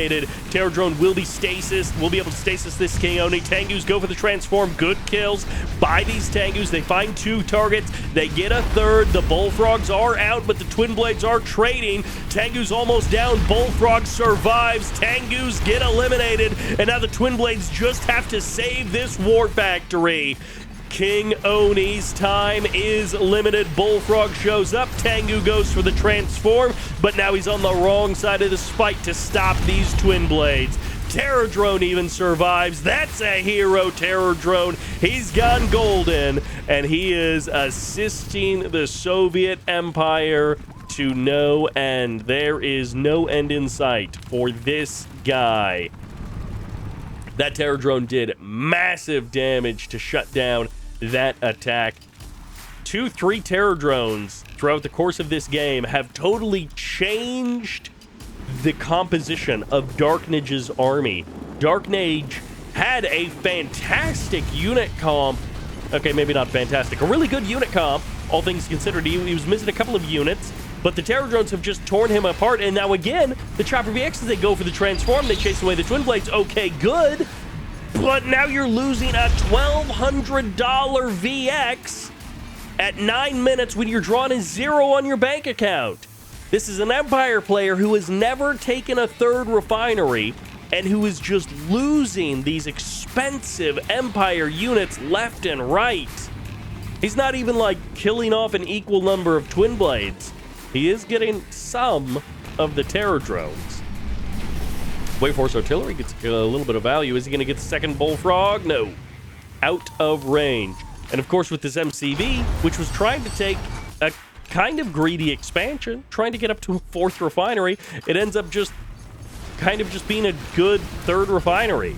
It is a little bit late in terms of timing, but this game turning into a bit of a disaster for, honestly, for both players, but more for Darknage, who went for this big tier 3 tech play, almost made it work, and then Dutch Army, who probably would have been dead if those terror drones hadn't found those critical infects, but he infected the right units, he got the kills, he got the chain infects, and then the army was basically dead. There's a King Oni stomping around. There's an opportunity for Darknage still to turn this around. He might need a little bit of assistance from Dutch Army. Satellites coming in. Satellites will drop. Most of the damage doesn't land on the Harvester, but it almost doesn't matter as long as the Twin Blades get the kill. Harvester does die, and that Bullfrog kills another VX. The Wayforce Artillery goes down as well. The Leech Beam is the winner as the King Oni is on the wrong side of the map. These hammer tanks are tearing the Empire apart. Disaster strikes here on Mers Landing as Darknage's army crashes into the ground just like so many satellites dumped here by the Soviet Union. Oil Derrick back up to full health. Then the hammer tech gets the kill. The Twin Blade's gonna suicide in. They get the kill on the Twin Blades. They've at least gotten one side of the equation eliminated. These Tengus have done something good here on the front line. That's a double vet Tengu as well, but that's a GG coming out as the King Oni gets sniped. Dutch Army gets the win. And welcome once again to Chrysabarrel Garden here. Not Liberation Freeze, as you will notice by all the little details on the map being different. No double expansion up here on the water. Lots of buildings here on the high ground. And in the north, of course, Darknage needs to put on his winning cap once again. He won the game early on that first match versus Dutch Army. And yeah, they've swapped colors. Curiously enough, we do have Dutch Army now playing as the blue Soviets and Darknage playing as the red, but it is Empire and it is Darknage versus Dutch Army. Both, I don't know if I did that. Did I capitalize his name? Nage? Or did he capitalize his own name? I'm not 100% sure because he is playing as the Smurf name, as the alternate ID Just Quit. So Darknage will be representing Just Quit here in this game. Rocking the Empire 3-4 now games in a row, but of course we expect Darknage to be playing Empire. We don't expect Dutch Army to be playing Soviets, and yet here he is playing Soviets. I was thinking as kind of an ego move, but you know, honestly, maybe it's just been an entertaining move because that first game was pure goofiness, and then both of these players leaned forward and got a little bit more serious. Super Reactor finishing up here. War Factory already done. And there we have the additional power plant. But no tier 2 on this Mecha Bay, I wouldn't think. Maybe just some Tengus. Maybe he'll rush the tier 2. And we'll have some early tsunamis or early VXs out on the field. Looks like Dutch Army is heading out to the water for his first expansion, not up to the high ground. Which I feel like the high ground is the more common. He must be going tier 2. I feel like I haven't seen a single Tengu, and this is just a burst drone on this side of the map. Getting the scout, keeping an eye on that MCV, but at the same time, this terror drone is doing the same thing on the other side. That must be the tier 2 upgrade right there. Is he going to try the same thing again? I don't think that there was a nanotech mainframe core, so he's just going massive infantry. Oil Derrick got killed nice and early on, so that's been eliminated. Hammer tanks are here. And the extra walls are also here as these infantry units will move forward. Bear comes in for the confirmation scout, but again, still basically nothing has been produced out of that location. Burst drone getting frozen there on the water. Bears starting to count them out. Hammer tanks can crush these tank busters, but it oftentimes does require the micro of the Empire player to be bad. In this case, he doesn't split, and he doesn't go for the hidey holes quick enough. 4 of the tank busters get eliminated, and the hammer tanks have an easy time cleaning up the Empire infantry. Dark Ninja's army just disappears. It gets ground into the ground and crushed into meal. That was not a good way to start off this game number 4 as your first big attack. Another tank buster can be eliminated by these conscript Molotov cocktails and make that the end of this infantry push. A Tesla coil to kill a burst drone is pretty funny. Adaptive armor makes that burst drone basically do nothing. And boy, barracks there, but it's the refinery that is more interesting. We'll see what Dark Ninja does now. He delayed his third refinery for that big infantry attack.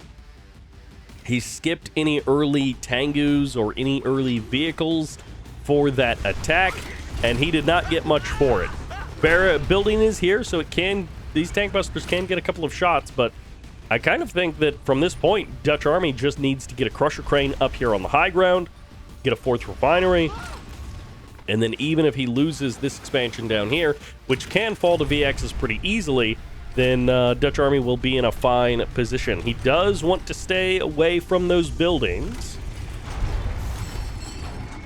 His MCV wanting to make sure that he's out of range of those tank busters. There's also a terror drone here, so potentially if the terror drone gets in range, he can quickly melee down those tank busters. Imperial Warrior is going to be pulling off to the side, and the hammer tank gets baited. Almost gets the kill. The tank busters can't quite do it, as that MCV will save the hammer tank's life in more than one way. Flak cannon going to get deployed. Part of this is just to absorb the attention of those units, but also to kind of body block for this hammer tank. No crusher crane for the nice repairs on the front line. It's going to be up to these tank busters to hold off this attack. There's a Tengu here as well. Roar comes up, locks down most of those tank busters, and that's 3 more dead tank busters. They got locked down by the bear. They got crushed by the hammer. 4th refinery out on the water, up and running for Dark Ninja. He's got the high ground and the water covered. He's got the naval yard with the RE mini-subs potentially on the way. And this is not a 4th refinery crusher crane airfield kind of slow build for Dutch Army. He's wanting to just cross the map right here, right now. He's like, you have invested heavily into infantry. With my leech beam, with my MCV, I'm going to be able to knock that down. His MCV is going to take a lot of damage. A couple of tank busters end up going down there. The reverse move catches them unawares, and the hammer tank's going to be pushing on forward. All of the tank busters down into their hidey holes. Molotov cocktails make these buildings impossible to stay inside of, and these tank busters just don't have a lot of options now with the conscripts closing in. The MCV is now safe to move forward. Where are the strikers? Where are the anything? The tsunami tanks on the low ground, but there's so many hammer tanks on the high ground with the option of body blocking by these buildings, with the option of a reactor, walls, whatever you want to help deal with these tsunami tanks. There's even going to be a terror drone to stasis some of these tsunamis and make this charge up the hill a little bit more difficult. One hammer tank goes down. The leech beam hands off another gun, as these hammer tanks do manage to hold their own versus the tsunamis.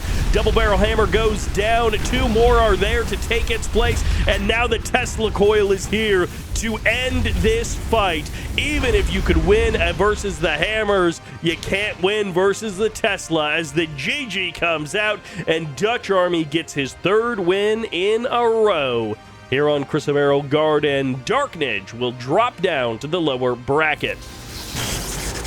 And that sends us crashing into round 2 here of the upper bracket. And once again, we're on Mers Landing, this time for game number 1 between the Airfield First Allied player in the North rockin' Canonical Blue. This is Andre, aka Never Cheese. Will he live up to his never cheesy name?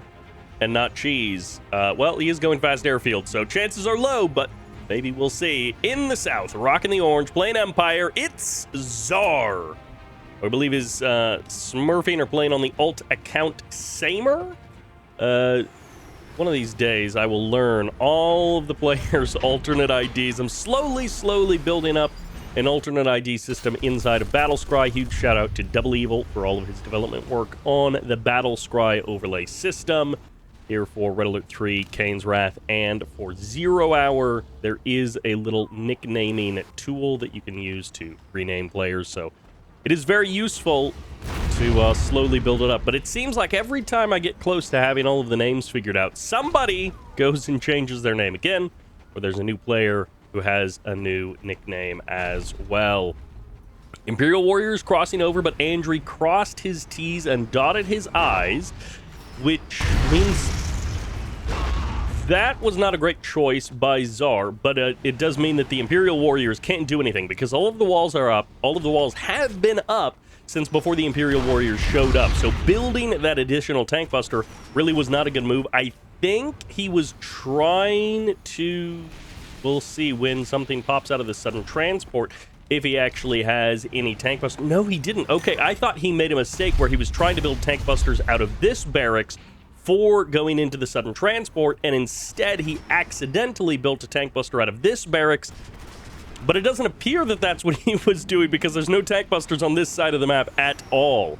So he just built a tank buster in front of a circling Vindicator for seemingly no good reason. Double airfield now up. Fast third refinery for Andrew. So he is indeed living up to his Never Cheese nickname. And he is indeed not cheesing. He is going fast airfield, but he is not cheesing by any means. No cryocopters, no real rush of any kind when you're going for a third refinery like this. When you're just opening into the airfield, it really is not a cheese of any description. We might be lacking a few Vindicators on the Allied side. These Tengus for the current moment are causing some problems. Mostly it's just lost mining time so far, and this Tengu will die one way or the other. Imperial Warriors doing a little bit of damage to this MCV, chipping away at its health bar. Almost never a bad idea if you've got the 1 or 2 random Imperial Warriors. If you can do a little bit of damage to your opponent's MCV, force them to use that repair tool, force them to waste a couple of extra dollars. It's almost never a bad thing. You're also, you know, set your expectations. You're not going to win the game off of that. VX is out, popping a couple of shots at these Apollos, going to be able to chase them away. Tengu's coming back in, not able to grab that Vindicator, extremely close to death, but the Vindicator survives, unfortunately for Czar. He misses out on the opportunity to kill off that reasonably expensive Vindicator. Another Tengu going down. 2 more Tengus eliminated. Decent amount of health taken away from the refineries. Not a huge problem just yet. Oil derrick actually captured by the Empire player. It's almost going to be stopped by the Empire player as well. Imperial Warriors are going to be very close, but the dog is body blocking. The movement is good, and there comes in the Vindicators. They can get a guaranteed kill on this sudden transport if they want, but they're hanging around out front looking for a more valuable target. If he had brought more Imperial Warriors and he could have dropped one off early and then packed the rest along, maybe he could have dealt with that dog or at least baited out the bark. But when you've only brought the 1 Imperial Warrior around, there isn't much that you can do, unfortunately, for Czar. So he was not able to stop or kill that engineer. Czar did grab the double oil derricks, but he now only has the 1, and he has not gone for his own 3rd refinery. So he is just sitting on the 2 harvesters, which, you know, is always a little bit unfortunate if you're up against an allied player. Andrew is very well set up defensively with his 3 refineries. He had multiple multi-gunner turrets moments ago, and he's got a war factory, double airfield. He is reasonably well set up in all of the ways that you would want to be as an allied player. Tengu gets sniped. Nicely done there. Kills another one of the Tengus from the Empire player, and can even get this one as well. Again, force to transform or get the kill with the Vindicator. Either way, it almost doesn't matter. Vindicator's going to have to be a little bit more careful now that there's VXs stomping around the map. IFV is going to have to deal with this Mecha Tengu. It looks like a Harvester going to the low ground for either an expansion or just to eventually expand over here or out here on the water. Either way, he did end up getting knocked down there. So the extra cash spent on that Harvester didn't really benefit Andri in any way. Finally, Czar managing to get some damage done. 2 Harvesters killed there. 1 actively harvesting, the other one denying an expansion. Andri, having to respond to these threats on his side of the map, has given a lot of space for Czar to do whatever he wants. I am concerned that he isn't going for a 3rd refinery. He has not been particularly efficient in his unit usage, although he's maybe, if he could have gotten those Vindicators, that would have been an amazing catch there, and it would have really reset the unit's loss tab in terms of who's in the lead. Vindicators move in, double Tengu gets sniped, and these are the sorts of moves that Andri is playing so carefully, but he is being a very cautious allied player and playing very smartly, and as a result, he is taking very few losses. More and more as this game goes on, as the Tengus move in, only 1 in 3 or 1 in 4 Tengus actually get a valuable trade. The rest of them are just being cleaned up by Apollos or Vindicators, and that adds up over time, where if the Empire player is just constantly giving away hundreds or thousands of dollars of army value, and the allied players just slowly building up that bigger and bigger army advantage, sooner or later, those problems come home to roost, and you end up at a huge enough army disadvantage that you cannot win. Crowd shot going to be coming in. Czar has an opportunity to turn things around, but it's going to have to take some careful positioning here. IFVs need to be zoned away, otherwise these strikers will be shredded. VX is going down. Apollo's moving in. There's the transformers. The Tsunamis are pretty much low on health. 3 of them show up, and 3 of them go down, hardly traded back for any real units on the other side of the fight.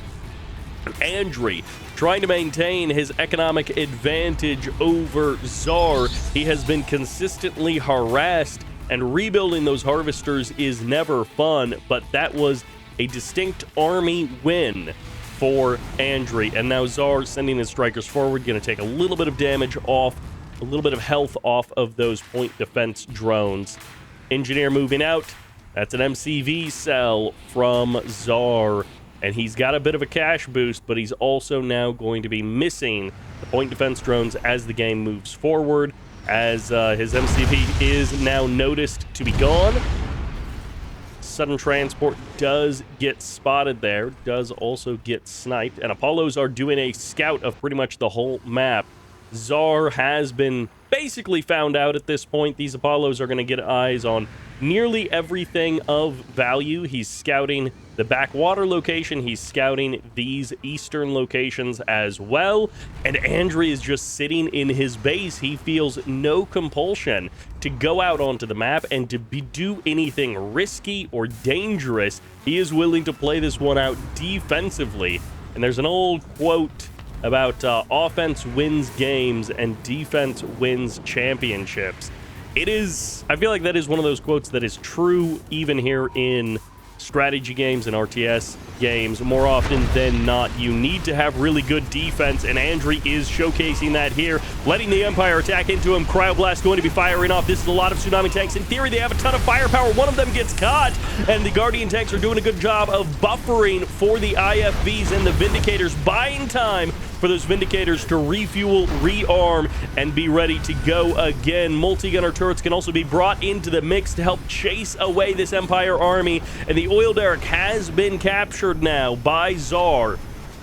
But at the same time, Andri is looking to take an additional expansion. Apollos are going to be traded for those Tsunami tanks, but that's happy for the... Is he going to get all of the IFVs? He actually does get all of the IFVs. These Guardians might be forfeit. One of them might go down. That could be a heroic Chopper VX in the sky. Takes a bit of damage, but he will escape. Heroic units can sometimes manage to turn the tide on their own, but he's sending it straight back. He's not going to transform to try and catch the VXs. He wants to get those Guardian tanks, and he finds another Czar pulling out a clutch couple of kills there to save that engagement and turn it from a disaster for the Empire into a pretty good fight with an additional Vindicator going down right on the edge there. The Apollo's going to be taking some bonus damage. Tank Buster getting a couple of shots, and there are so many targets to choose from. One Vindicator alone is not going to be enough. As the Vindicator moves in, drops its bomb, Guardian tanks can get the kill, and that's now a heroic Guardian tank here on the front line. Multi-gunner turrets not really getting into this fight. There's one there, but it's a little bit far away from this engagement. Tsunami tanks move in, but now there's 3 Guardians on the front line, not one like there was the last time the fight started. Czar is out of gas as Andri establishes his expansion out there in the corner. Defense wins this game. And welcome to Liberation Freeze for game number 2. The Allies in the north with a few less buildings to break down. This is Andri. Meanwhile, in the south, Rock and the Empire putting up a good fight, but not able to make it happen in that previous game. Looking for the win here. This is Czar. This is the Liberation Freeze variant of the map. Dog actually gets over into this position pretty close. Not able to stop the Engineer, unfortunately, for Andri. Czar will be able to grab that without too much problem. And Burst Drone will end up getting sniped there. Naval Yard out on the field. Riptide on the way. We've got ourselves some Javs packed along for this match. The Mecha Bay is starting up. And once again, since we have been switching between Liberation Freeze and Chrysoberyl Garden, do keep in mind all of the differences between these two versions of the map. Hopefully, moving forward with 1.12.8, I don't know where actually they went with the design choices on this map, but for the current moment, in 1.12.6, which because of the timing of this tournament, 1.12.8 was not out for the first half of this tournament. It did release sort of in the middle, but we chose not to pivot in the middle of the event to make it a 1.12.6 and a 1.12.8 community patch event. It's just 1.12.6. So we're going to be stuck with the Chrysoberyl Garden versus Liberation Freeze difference for a little while longer, for the remainder of Gathering Storm. And basically, the players can choose which version of the map that they want to play on, because it is a pretty good map, but you do have that distinct difference as one Tengu ends up getting clobbered. 2 go down. Czar losing a couple of Tengus right from the beginning. Let's see if he can get a little bit of value back by sniping this Harvester. Nope, the Tengu is what gets sniped. That is 3 Harvesters, I think, for nothing, as I don't think either one of the Apollos went down. There they both are, and now the barracks has been eliminated. Andri with an oil derrick snipe into a triple Tengu kill, and now he's just taking his third, knocks down the barracks, gets the walls out of there. I think he's going to lose his own oil derrick. He actually could have saved this potentially if he has a second Vindicator. He just sends the Riptide over to save it. One Vindicator probably wouldn't have been enough, but the Riptide, I think, will be there in time. Nope, not enough. Man, Riptides just don't actually kill units very fast. Two Imperial Warriors very close to death there, but not actually dead by the time it went down. Another Tengu gets sniped, so both of the oil derricks have been eliminated. Tengu fresh on the deploy of this refinery means that this Harvester is going to be offline almost immediately. There goes the Tengu, and the Harvester is down to half health. But again, if you're costing, or if you're losing 2 Tengus for every Harvester that you kill, that's a losing proposition for the Empire player.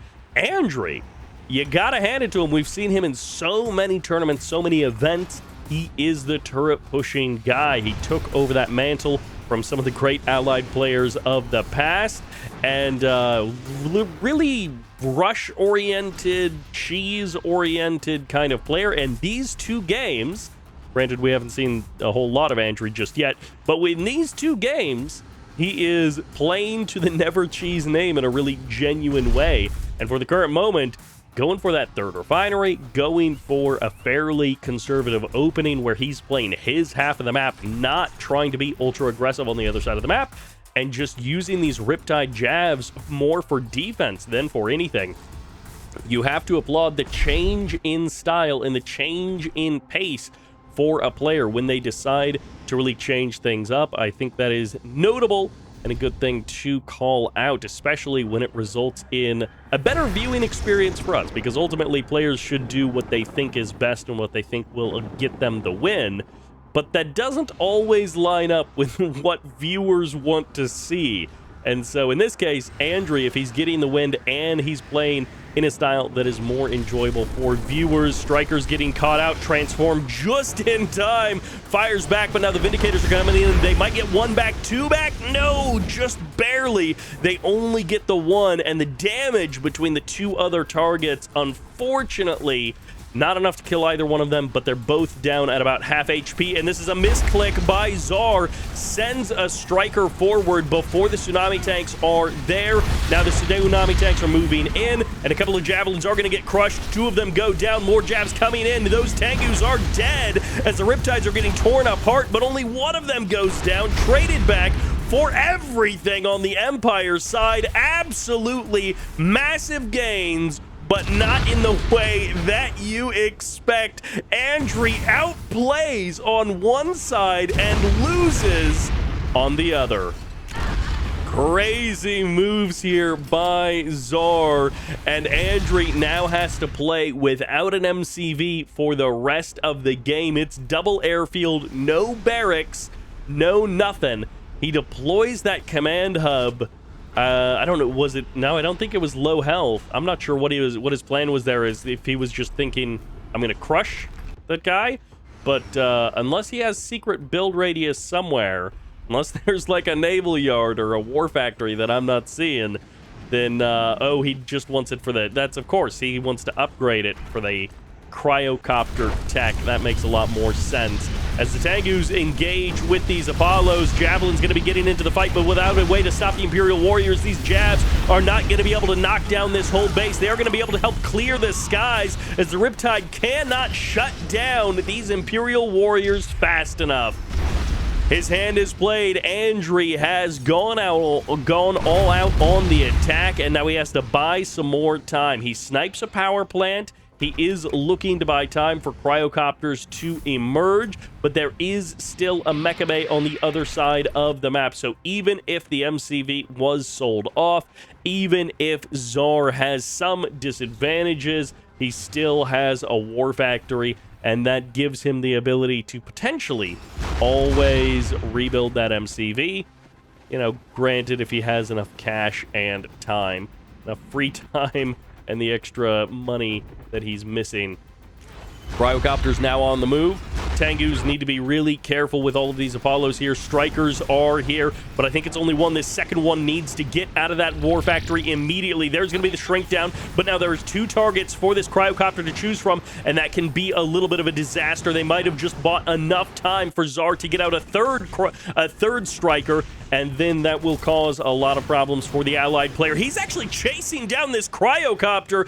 The shrink nearly eliminating that cryo boy. Okay, we've got 3 cryocopters, but Tengus are harassing on the other side of the map. Zar might still be able to pull something out here. Of course, if he hadn't sold his MCV, then he would be in a different situation.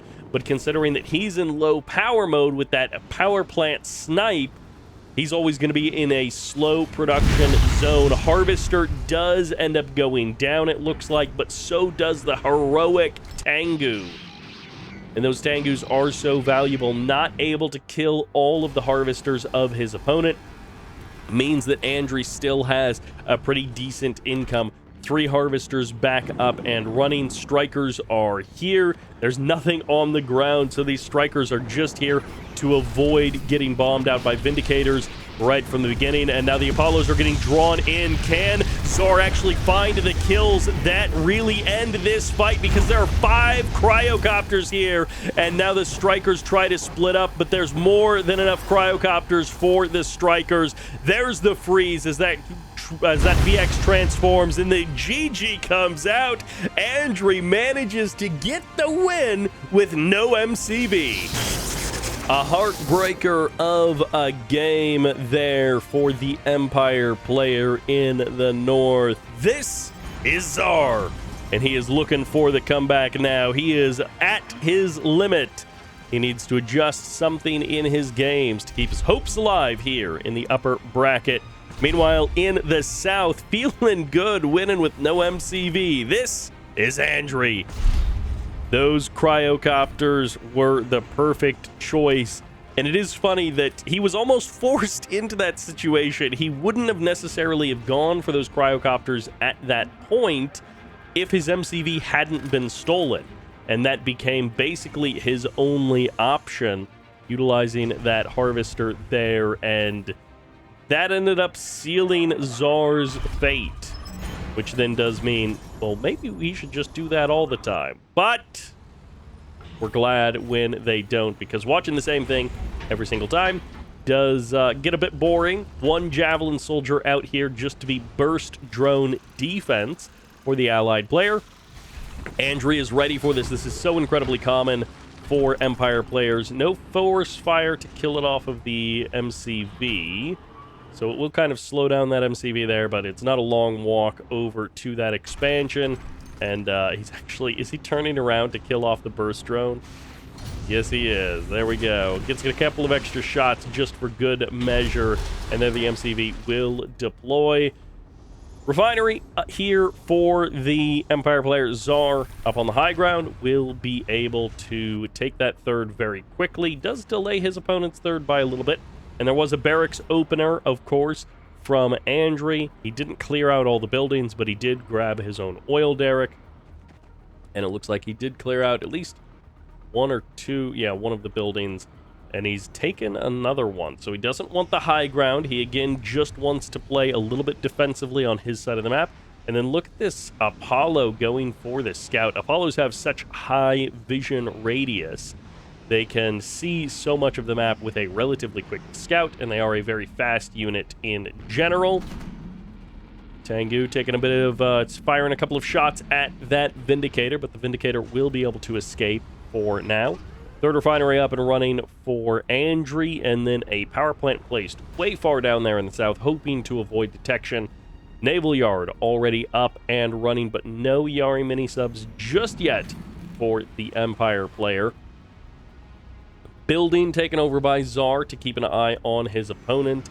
He wants to know when those expansions are on their way. Vindicators will be able to bomb out that Tengu right as soon as it is created. Apollo's trying to chase down some more Tengus. They will be able to force the transform, force them down onto the low ground. And I have to imagine a tier 2 is on the way soon, if it's not already right there. Nope, it was a Tengu, not a tier 2, but it is, I assume, going to be on the way very soon, because once you start getting into a well-set-up allied player, you really do want something other than just Tengus to utilize.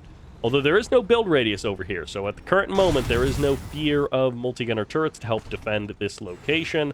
And if the Yari mini-subs are able to break this refinery, then your opponent won't actually be on 4 refineries. The allied player will only be sitting on 3. For the current moment, Andre has earned himself a nice economic advantage. Another sudden transport. It's not heading back to the MCV to, like, pick up an engineer, but it is getting spotted by these Apollos and these Vindicators. Once again, the Apollo's here to try and catch the Tengu as it transforms, and they are going to be able to run that Tengu down. So good night to that Tengu. One more out of the mix, but now... can they actually catch the Vindicators on the return home? The Vindicators trying to chase down that sudden transport. It was bait! Double Vindicator snipe! And now these Tengus can transform, not entirely freely, but they'll be able to transform and start doing some real damage. Vindicator hasn't even been restarted. He's not building another.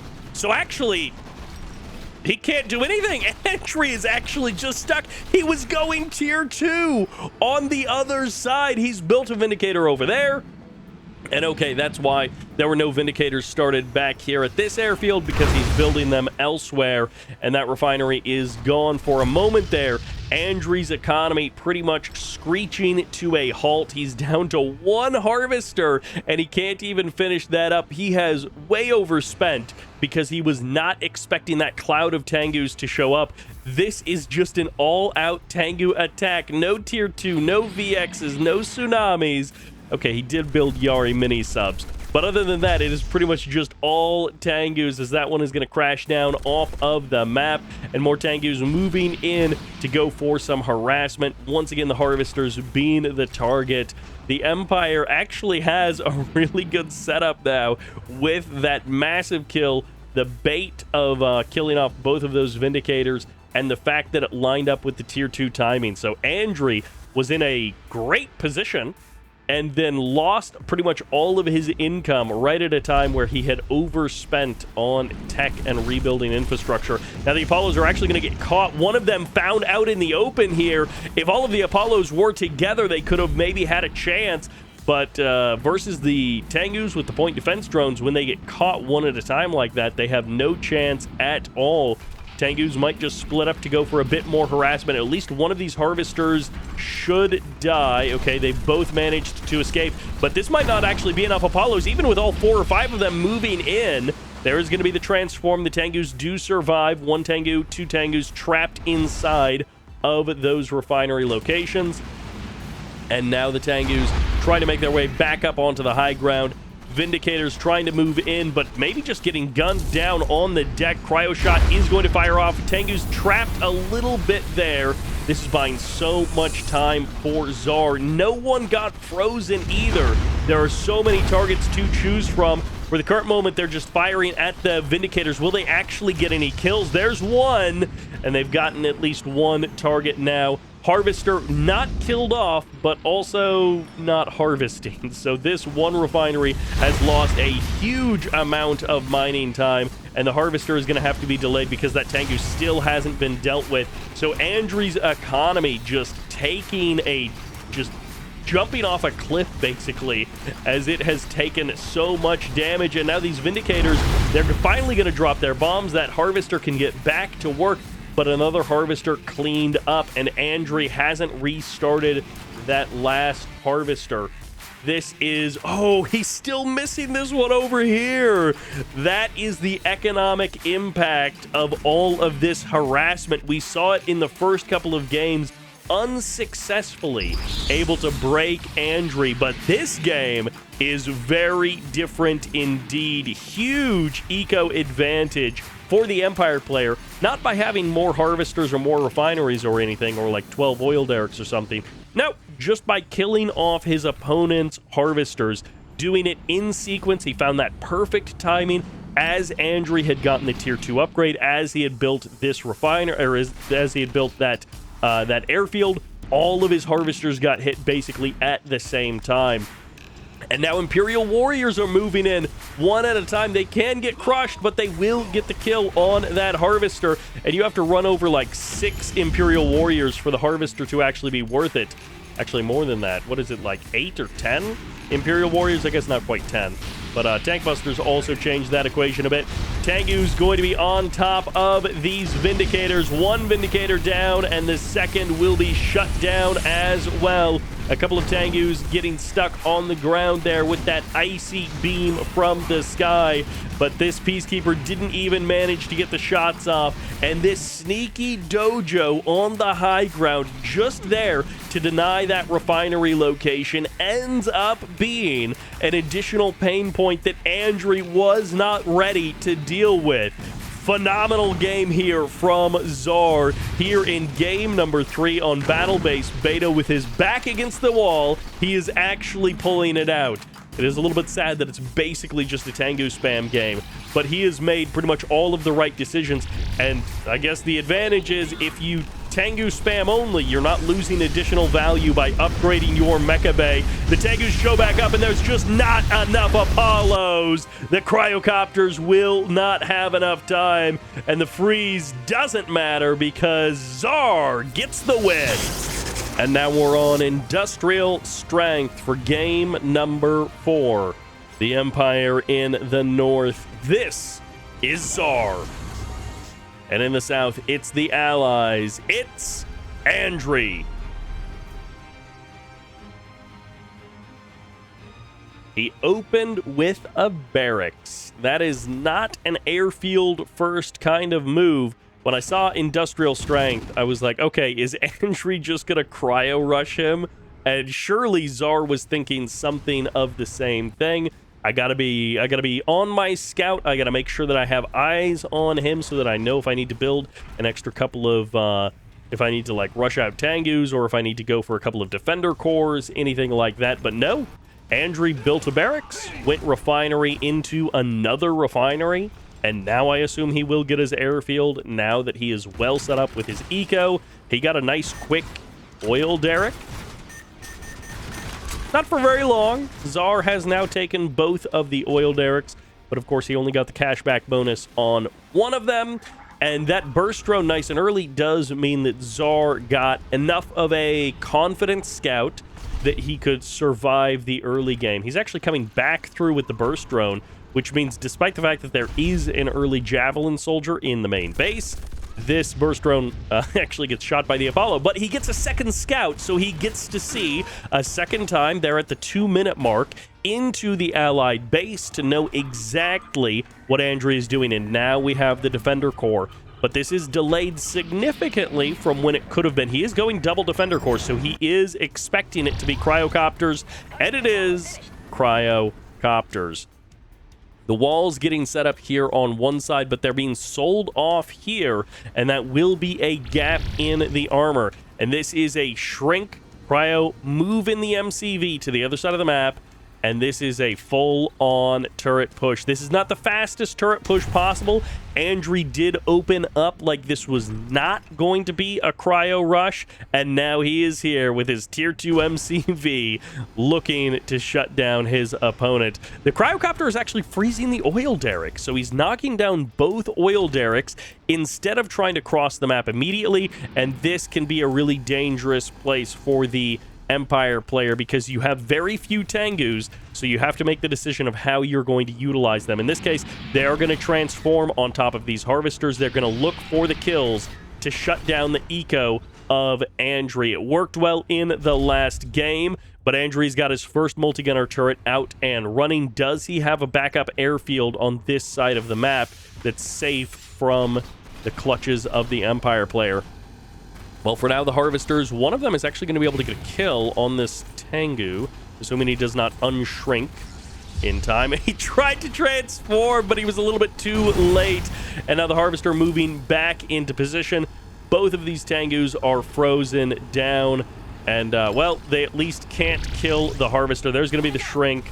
One Tengu ends up going down, and the other one will eventually be cleaned out. This has bought a lot of time for Czar, but it also is nearly the entirety of his army.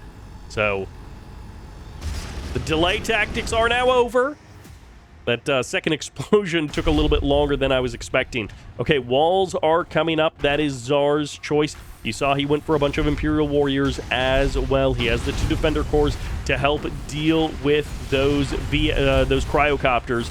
And the barracks is now on the front line, body blocking for this multi-gunner turret. Harvester already down, and the Peacekeeper will jump inside. The barracks was just for the Peacekeeper, as that Defender Core isn't actually attacking the multi-gunner turret. I guess it's inside of a minimum range or something. The multi-gunner turret goes down, and the tier 2 is on the Mecha Bay, but without any way to kill off these cryocopters. Another multi-gunner turret is going to pop down in just a few moments. The economy is back online for the most part, but the Tengus are back, and this time the cryocopters are on the wrong side to be able to stop them. If the cryocopters come back, which they do, it's going to just continue to delay this attack on the front line. Andri, double multi-gunner turret on the front line, and now he's got another tier 2 cryocopter, or another tier 2 airfield, and now he can produce more cryocopters. So once again, the Tengus do end up going down. They were frozen, they were shrunken down, and that tsunami tank pushes forward, almost gets eliminated without doing very much at all. This Vindicator, I think, going to trade his life for it right on the edge of death there as the IFB, or as the multi-gunner turret gets a couple of shots on that Tengu. Pushing forward, Czar not waiting for things to build up. No building additional walls or anything. Cryocopter moves forward, shrinks down the tsunami tank. Multi-gunner turret's going to be able to get a kill, and that's another dead tank for the Empire player. Andri, it feels like he is just tearing apart Czar, and I feel like that bit of the cliff is supposed to block off shots, block off attacks, but the power plant was not safe, and Andri will get the win. 3 games, he seals the deal with the cheese. And that'll send us onto Old Faithful Infinity Isle here for game number 1, featuring our Cyan allied player on the right side. Give it up for Zaid versus the Yellow Soviets. This is OP Shizhao. Playing random. This guy gets Yellow Soviets. There's someone out there like, oh, that must mean it's Demon. No, sorry. No Demon here in the Gathering Storm. We have got OP Shizhao, who throughout this event has been playing random in both color and in faction for the most part, and as a result ends up as Yellow Soviets here on Infinity Isle. Now we do have, well, if you've been checking out the BattleNet Qualifier videos, then you got to see OP Shizhao's trek through that side of the event. So this is basically his second attempt, kind of like Green Alert and a couple of other players as well, making second attempts here on the CCO qualifier to try and make it into playoffs. Here he will meet a new batch of opponents, one of them being Zaid, who has made it through the round of 32 here into the round of 16. And of course, this is the upper bracket, so both of these players will have 2 chances to make it through to playoffs. Oil Derek's up and running, and well, I hope you're a fan of variety, because I guess we're going to be seeing a variety of matchups, allies versus all sorts of things, unless we get the same kind of stickiness with some of these factions that we've gotten with some other random matchups, where 2 or 3 games in a row we will get the same matchup lined up on decided randomly. And well, sometimes that does just happen, but hopefully we do get to see a little bit of variety here. Conscript getting launched over the ridge. Will take that building for a moment and then not.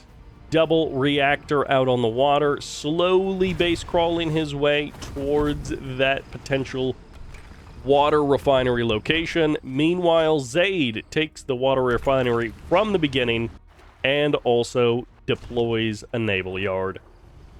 Dolphins, Riptides, anything alike can come out to help deal with this. Even builds a full-on multi-gunner turret here just to shut down that one sickle, as the Harvester will get back to work, and then I think that multi-gunner turret will be sold off. Riptide doesn't get turned around, so this Harvester is just stasis in place, held down by that Terror Drone, and the Dolphin will now move over to deal with the Terror Drone. One shot, not enough, so the Terror Drone does survive. That shot didn't actually hit, so now once again the Harvester is just stasis in place, and Zaid is going to have to build another Dolphin. This one should be able to get the kill. Nope, doesn't actually manage to get the kill, and he's sold off the naval yard as well. So this Riptide is going to be gone, and no more Riptides for the current moment, but also no more Dolphins. As a Sickle moves in, Javelin will help get the kill here. A couple of Peacekeepers and the Riptide all moving in.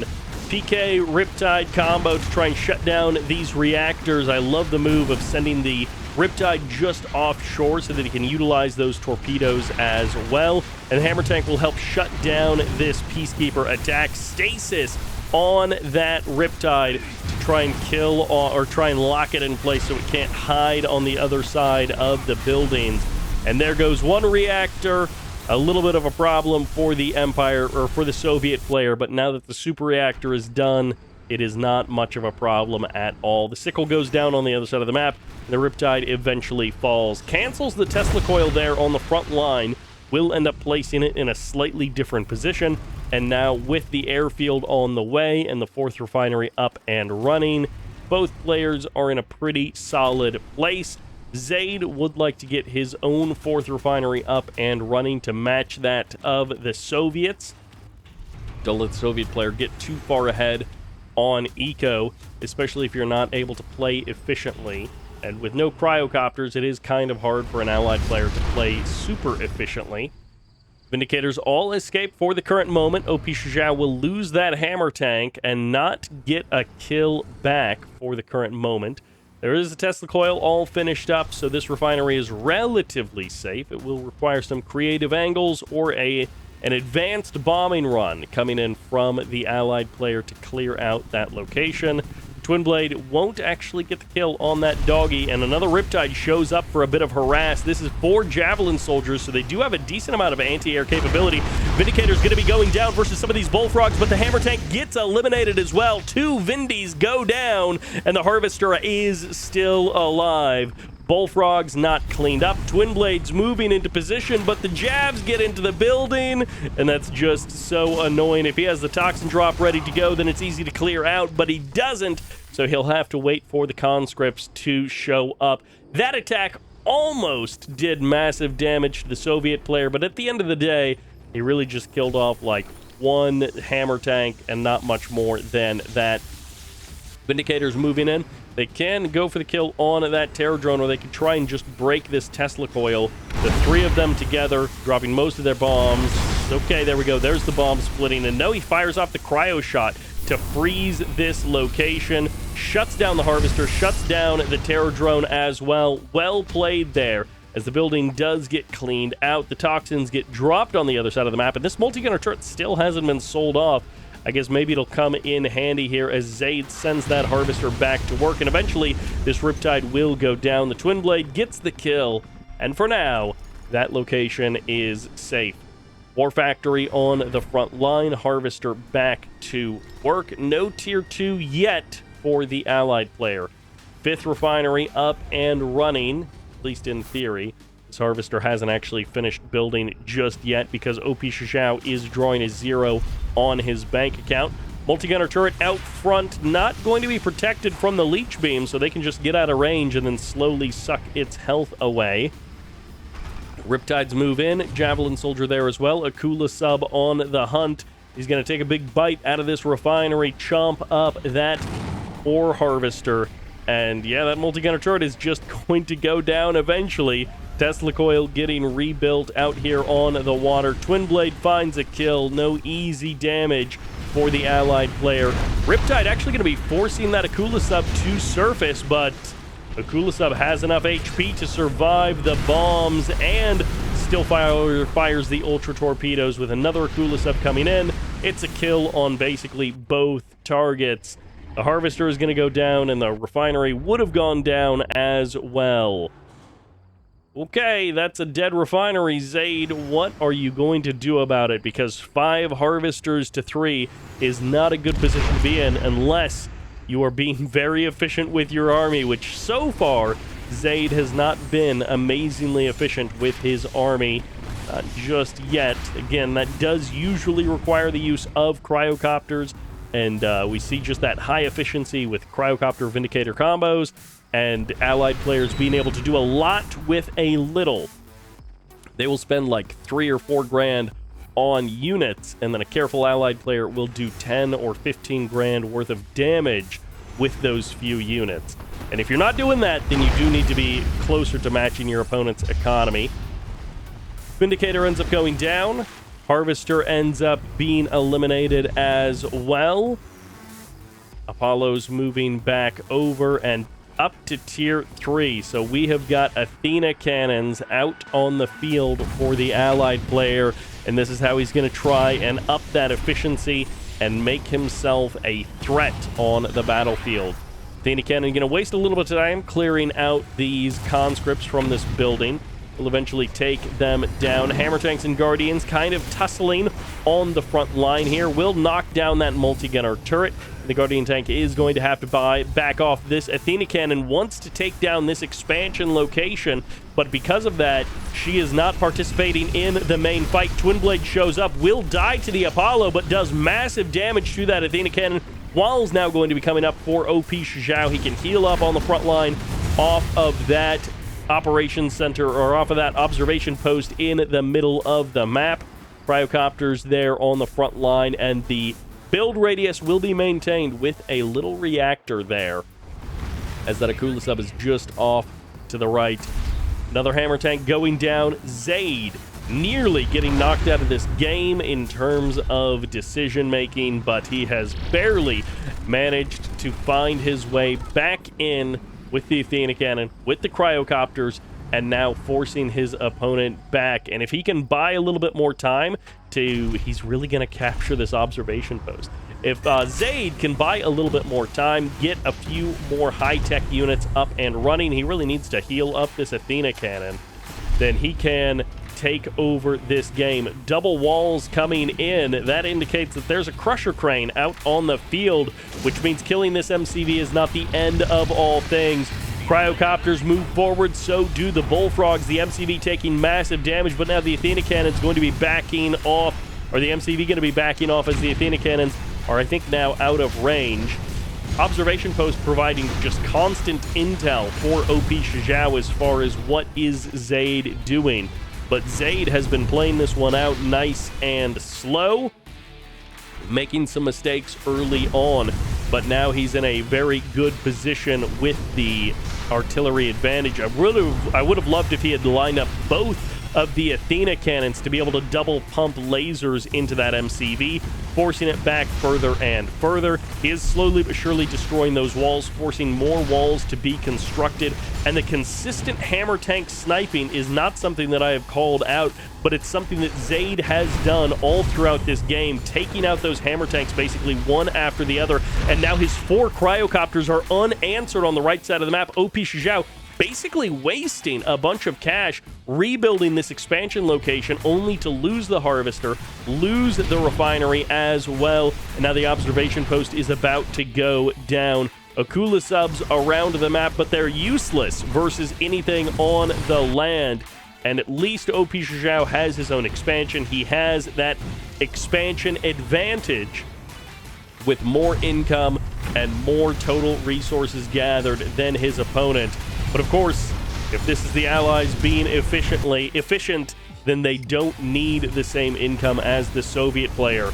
These hammer tanks can push forward and do massive damage, so we'll see how the Mirages are able to deal with them. Currently, it's only 2 Mirage tanks on the front line, and with a couple of terror drones, those Mirages can be knocked down. Athena cannons are kind of leading the charge here, but they're also getting vision for a big Cryogeddon on top of that crane. Hammer tank's going to be moving forward. There's going to be the Aegis shield as the Bears come in to help shut down these Javelins. There's the Twin Blades. The Apollo's getting pushed back. Toxins on top of this area. Goodbye to the infantry army. And Zaid is still pushing forward. He can see that what he thinks is the winning move, but is it really? Because the Athenas go down, the Mirages go down, and the Aegis shield expires as the Twin Blades pull back yet again. The Bullfrogs take the front line and push away the Cryocopters. Zaid's army falls to pieces as he pushes too far forward, and he rushes that front line. He had the artillery advantage, and instead of fighting from a distance,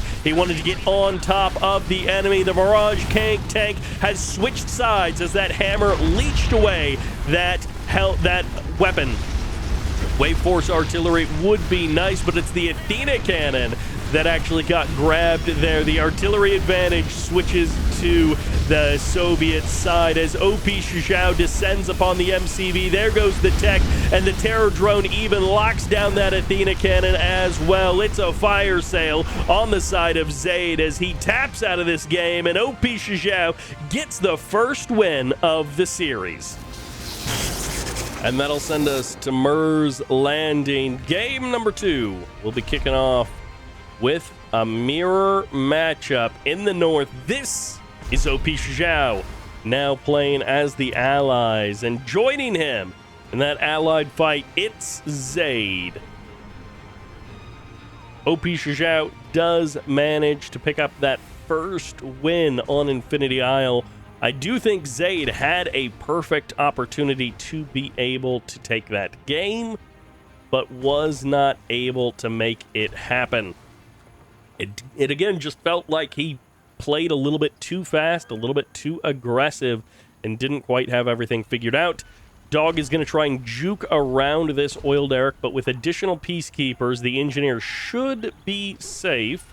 Okay, the dog does skirt off to the left side and won't go for the chomp on that engineer. Both players now revealed to be allies, and both players looks like they're going to be getting their oil derricks and having a very nice, reasonably calm early game. Peacekeepers in the middle, MCV down to the low ground, and actually, OP Shizhao has kept his barracks around, so he is continuing to spend his money on peacekeepers. Getting some walls up, could go for a very fast refinery there on the low ground. Neither player has gone fast airfield or anything particularly aggressive. They both opened with the barracks, and now it's going to be the fast third refinery for OP Shizhao, and maybe just a slightly slower, but still quick, third refinery for Zaid, as both players handshake and settle into a nice medium-grade economy kind of setup, looking for maybe the mid-game. Maybe we take a pause on this early game aggression, and we look towards Tier 2, we look towards Guardian tanks and cryocopters, and maybe we think about a fourth refinery as well. A gentleman's agreement between these two competitors. And, well, OP Shizhao seems to agree on the fourth refinery idea as he deploys his airfield right here on the front line and then follows it up with that harvester on the move out to, I assume, a fourth refinery location somewhere, maybe out on the water. Maybe he fancies this land expansion. Maybe he wants to take the back door water expansion and he's just taking a very, very scenic route. At any rate, this is actually a decent amount of peacekeepers out on the front line for both players. Peacekeepers, they've got that shotgun splash kind of damage, so splitting the bombs between three different peacekeepers is a pretty effective use of the Vindicator. You don't kill any of them, but you weaken them for the eventual fight, and if you could weaken 6 or 9 peacekeepers that way, you can cut down on the available health pool of your opponent pretty significantly. Airfield completed for Zaid. He's got his own Vindicators now, and of course, he's got Javelin soldiers packed along for that anti-air. He will just split the bombs only once, so he does kill off the second Peacekeeper. He's not doing the full 3-bomb split, hoping the Peacekeepers in the future will take over the game. Instead, he is moving his MCV somewhere right far forward. I was expecting him to go off to the side for an expansion, but no, he is deployed onto the front line, and OP Shizhao is ready for it. Zaid, I think he does know about this expansion. He might not have seen the exact timing, but he should have seen at least this command hub deployed there on the side. So Zaid knows that he is now at an economic disadvantage. Okay, yeah, he even bombs out this harvester a little bit, sends a Javelin over, sends a couple of Peacekeepers over, and OP Shizhao is pulling his Vindicators back. He is not going to defend that location just yet because he's deployed a multi-gunner turret over there. He still has that command hub ready to go. OP Shizhao, he went for that early 4th refinery, and for now, it's working out for him, but it is going to be a point of pressure, and Zaid does not need to let that 4th expansion just stand unanswered. He needs some way of either knocking down that harvester or knocking down the whole refinery. Vindicator for OP Shizhao ends up going down, and for now, the Apollo does manage to escape. Zaid going to be moving over. I kind of expect to see a cryo shot flying in at some point, but of course, if Zaid uses his cryo shot over here, then that will signal to OP Shizhao that there is no cryo shot for the front line there. Multi-gunner turret gets knocked down, but there's another one there, ready to replace the first one as the Peacekeepers move in on 2 fronts at once. OP Shizhao has outnumbered by the multi-gunner turrets, but he's got Javelins to laser lock down that first guy, and Zaid pushing forward. He wants to get on top of that airfield. If he could burst down that critical infrastructure, he could win the game, perhaps right here, right now, by killing off that piece of the tech. The Peacekeepers are bursting through the front line, and that's a backup multi-gunner turret for Zaid right here onto the front. The Peacekeepers are now in range, and look how fast the airfield disappears. The cryo shot fires off, but it's too little, too late, as massive damage has been done. But the multi-gunner turret response from OP Shizhao, it might be enough. It's not enough. He can't kill the Peacekeepers fast enough. The barracks gets deployed. It gets knocked down as Zaid finds massive damage versus OP Shizhao, but he hasn't knocked down the expansion. This attack needs to keep doing damage, and now he's broken open the front door with the MCV packed up. That's the last multi-gunner turret that'll be built for the moment. Reinforcements coming in. Zaid's front line is wearing thin. He knocked down one corner of this ore refinery's walls, but he hasn't found the angle to do any real damage to that refinery. Killing off that refinery location would be a big door opened.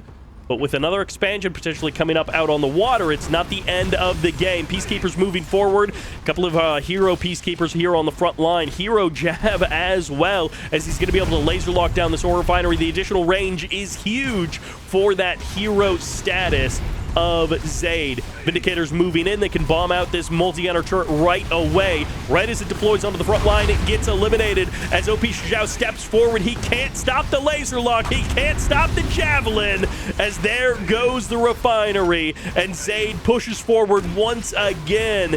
The action steps forward, but it's all infantry winning the game for Zaid. Multi-gunner turrets are backing up the boys in blue, and a couple of them fall there as the veterancy status gets traded back and forth by both of these players. The Javelin Soldier absorbing some of the attention, but Zaid winning the gunfight as the shotguns are in his advantage. The early income, the early fourth refinery didn't pay off for OP Shizhao as Zaid gets the win in game number 2. True randomness means that sometimes you get the same thing over and over again. In the north, rock and blue, this is Zaid. And in the south, not getting the same thing again and again, this is OP Shizhao. See, this is the kind of random that we like to see. 3 games, 3 different factions. And, you know, sometimes because it is true random, I don't know, what is true random? Someone can figure that one out. But because it is random that allows for repeat factions, sometimes you do end up in that situation where you get an uneven distribution of factions, but sometimes you end up in a nice situation like this, where 3 games in a row, OP Shizhao is going to play 3 different factions, and he gets here his Empire, which I always think of as being his main or primary faction. We'll see how that actually bears out throughout this event, because playing random does definitely change things a bit. Dojo on the move. There's going to be 2 Peacekeepers down. It looked like we were going to see some kind of a Riptide Peacekeeper Javelin action, but with the barracks being shut down and the Javelin soldiers being sliced, I'm not sure how well this Riptide is really going to work out for Zaid. Riptide is now going to have to deal with this dojo, so even if he was going for some kind of big attack on the other side of the map, guess what? It's going to be delayed by 30 seconds, and 2 more javelins get sliced. The dojo gets sold off, and that Imperial Warrior runs for the building over here. If this was Zaid's big move, then this is disaster, because that is not how that opening is supposed to go. And now there's Javelin soldiers fighting Tengus inside of his own base. He's not supposed to be fighting Tengus. He's supposed to be getting kills on the other side of the map with those Javelin soldiers. Instead, he's just defending back at home as the burst drone slows down that harvester and the oil derrick gets knocked down. Imperial Warriors moving forward, moving back now, back to the middle of the map. They rushed forward, they killed that oil derrick, and now they're escaping with their lives. Meanwhile, Zaid packs up his MCV and heads for kind of nowhere. He probably can reach this 3rd refinery location all the way from over here, so do not fear. He is still safe. But the building even gets cleaned out, so now OP Shizhao has got this big vision radius inside of his opponent's base. He sees everything, basically, as Zaid will have no secrets from OP Shizhao. This almost could not have been a better opening of the game for OP Shizhao. And in this case, he has got himself a nice little Tengu army, 7 Tengus, an oil derrick advantage over his opponent. And for the moment, Zaid hasn't built that 3rd refinery. So OP Shizhao is at a distinct eco advantage. 1 Apollo down. That's a free kill. That's just for nothing. As the Apollo will now back off, but that was supposed to be 3 Apollos and a Vindicator, which is a classic comp for getting maximum damage with the help of a cryocopter versus an Empire player. And then you can go the double airfield to add on 4 more Apollos. Javelin ends up going down low power mode as the Riptide gets ripped apart. The power plant is not enough power to keep the lights on, so another one will be drafted to finally bring the electricity back on. This is not going well. In comparison to those first 2 games, this almost couldn't be going worse for Zaid. Infinity Isle had a couple of missteps in the early and mid game, and Murs Landing, Zaid played, almost perfectly there. But Infinity Isle had its own set of missteps, but this just feels like such a big difference from those first 2 games for Zaid's opening moments. He's now going to have potentially a multi-pronged harass stepping forward as the Tengus move into position. Can transform. More Tengus are here to hunt down those Apollos and Vindicators. 1 Tengu ends up going down, trades it back for an Apollo, and the Vindicators have space. Actually, the Tengus have space to potentially look for a kill on that Vindicator on the ground. Harvesters being harassed. Harvesters being shut down. The economy of Zaid is functionally dead with no oil derrick. As soon as those harvesters are offline, he has no income at all. He gets the last load out of that harvester, and goodbye to that refinery actually being useful. Zaid down to 1 harvester versus the 2 harvesters and an oil derrick of OP Shizhao, and point defense drones are about to come online. OP Shizhao has not sold off his MCV to be able to make this attack happen, which means he's gone Tengus, and he's about to get a big health upgrade on those Tengus.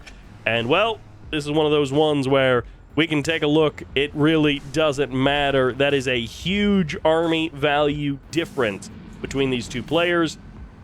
And that looks like a setup for some point defense drones as he's trying to find the optimal location. And now, even though the graph doesn't change when the point defense drones get added, you all know what happens. And now the MCV could even be sold off if he wanted to get a cash boost. This is just so much here for the Empire player, and it's because that opening couple of minutes went so incredibly well for OP Shizhao and so incredibly wrong for Zaid. Riptide gets ripped apart once again. Power plant going to be getting shut down. Harvester offline on one side, and now Harvester getting harassed on the other. Once again, the eco of Zaid is ripped down, and there's going to be the fire sale as Zaid taps out, and OP Shizhao will claim his 2nd victory. He breaks the tie here on Deep Sea. Things look very similar, but they are a little different, as in the south. We have the Cyan allies. This is Zaid. And of course, in the north, this time he's playing blue, and he's back to Soviets. It's OP Shizhao. Looking good with Empire, still playing random, ends up getting Soviets. And now we have the perfect, repeat now of the pattern, ending up back at his first game selection, if you can call it that. Barracks up and running. Zaid having a pretty good game 1 and 2, but not a good game number 3.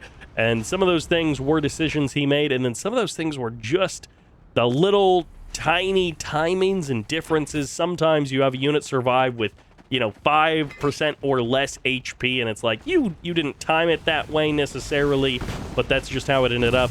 With some of those javelins getting sliced as they're getting back into the Riptide, the timing there is so incredibly close that OP Shizhao couldn't have lined it up better if he had tried. He truly could not have lined it up better if he had tried. And Riptide now out, building on the high ground knocked down. Zaid's whole last game would have been very, very different if a few things went very, very slightly different. It's like, man, if 3 or 4 of those situations are 1% better for Zaid, he saves a bunch of those early game units. He doesn't take nearly as much damage. He's got a much more robust defense for the mid game, and those Tengus aren't nearly as effective. But everything worked out well for OP Shizhao, and almost none of those things worked out well for Zaid. And that is just how it goes. Sometimes it's a game of inches, and sometimes it's a game of half seconds. And then other times, you know, there's just a whole lot more going on. But sometimes it's just that 1 inch to the left or to the right would have gotten you the goal, and you end up whiffing it. Riptide getting locked down a bit by that bullfrog, or by that terror drone as the bullfrogs show up. There is an expectation that there are air units on the front line, and so OP Shizhao brought 3 bullfrogs to the front door. Double building in the middle of the map means that OP Shizhao also has that consistent vision to see in the middle. If Zaid wants to do something in the dark, he has to fly or walk a decent ways away from that middle of the map. But multi-gunner turret is here. Again, just the build radius on this allied MCV all the way over there, able to build that multi-gunner turret there. Absolutely huge. We'll finally be able to break open this middle of the map. Zaid takes that, and he does get his own 3rd refinery up and running. Would love to see a multi-gunner, or not a multi-gunner turret, but a war factory in tier 2. Those are the next things that I'm looking for from Zaid, because OP Shizhao has his super reactor up, has his war factory pumping out hammer tanks, and the first hammer tank ends up going down. Bullfrog's not able to get a kill, it looks like, so the Vindicators survive, and that is great for Zaid. Truly, again, one of those situations we talked about. In that previous game, that Vindicator would have gone down, but in this game, it survives with basically 0 HP, and that is just something that you cannot plan for.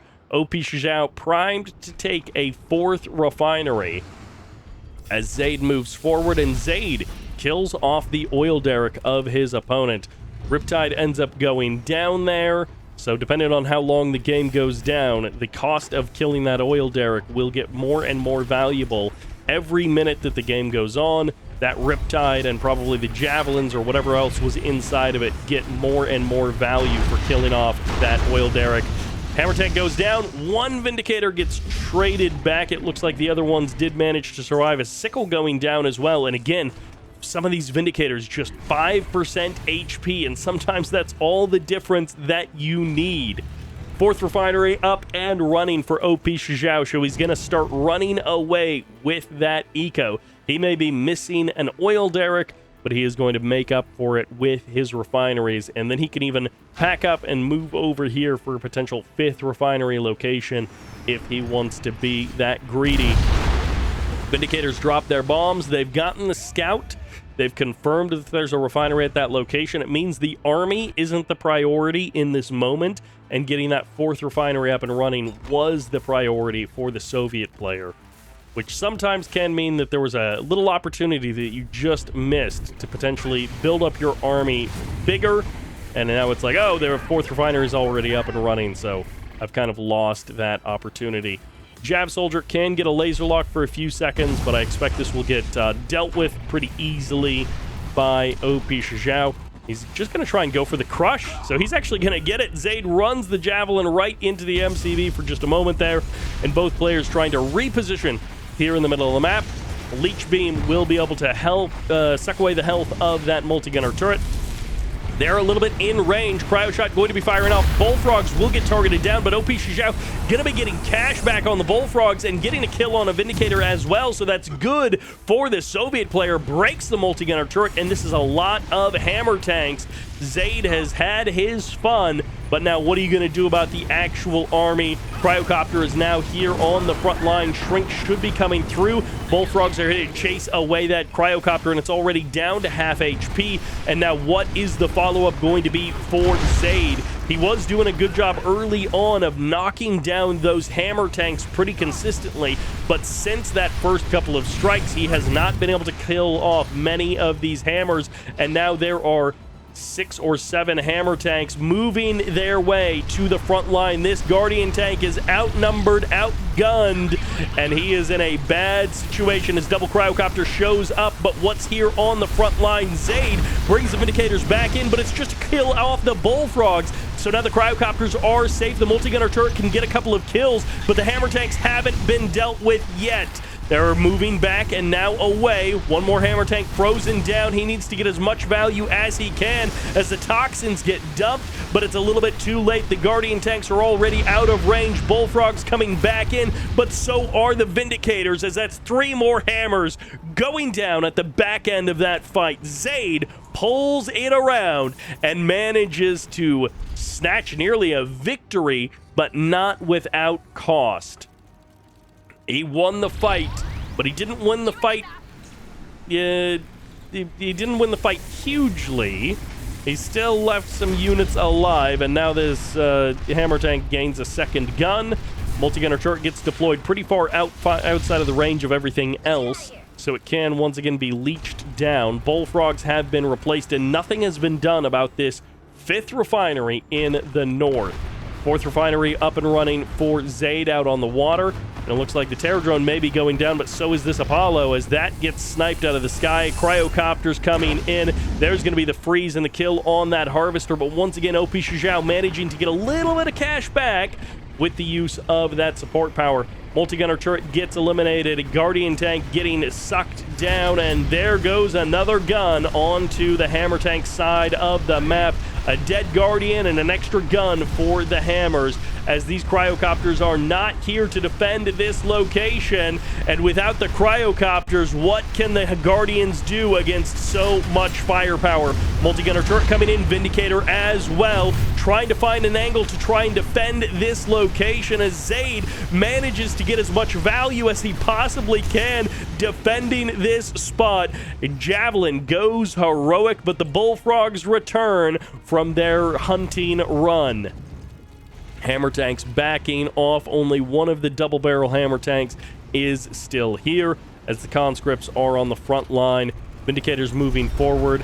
Cryocopters here as well. They are back up to full HP.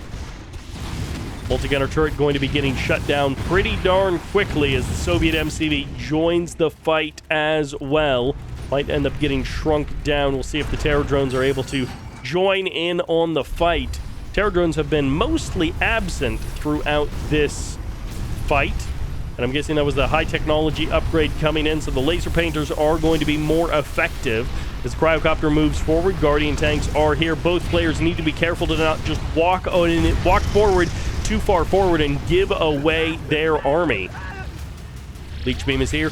Terror drone moving to the front line, but of course with the War Factory there, the repairs are plentiful on the Allied side. Cryocopter steps forward. Cryocopter goes down. Multi-gunner turret is here, but so are the conscripts, and it's just infantry on the front line. There's going to be the cryo shot, the return from Zaid. He wants to hold on to this section of the map, but OP Shizhao is not backing up. Toxins coming in. Reinforcements are going to be weakened. Terror drone gets the stasis, and the leech beam is the weapon of choice for the hammers. Reactor saves this hammer tank so low on health, but the Guardian couldn't get the kill in the first pass.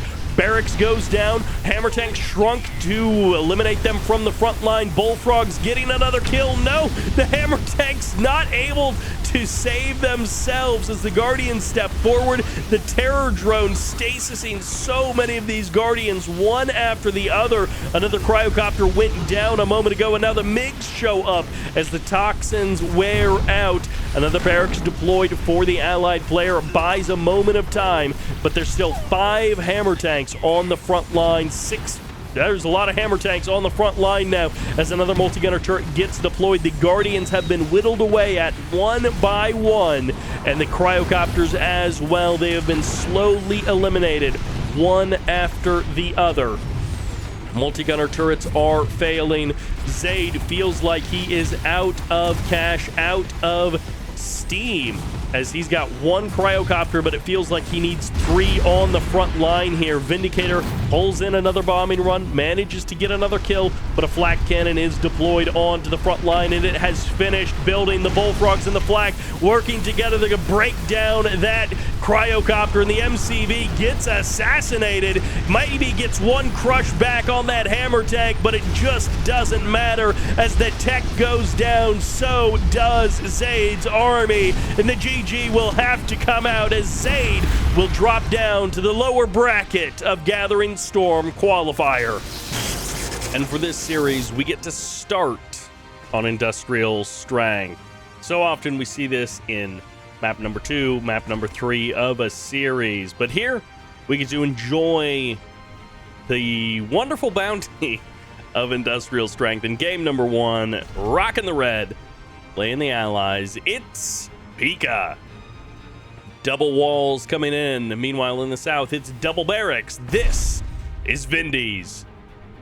Vindies versus Pika, a series that would have absolutely banged, I don't know, 5 or 6 years ago. But at this point, I think both of these players could be considered rusty. At different times, they were both top allied players, especially in Pika's prime when he was going toe-to-toe with Demon and having just fantastic series versus one of the greatest of all time in Red Alert 3, whereas Vindies a little bit earlier, a little bit closer to that 10 years ago mark when he was at his prime.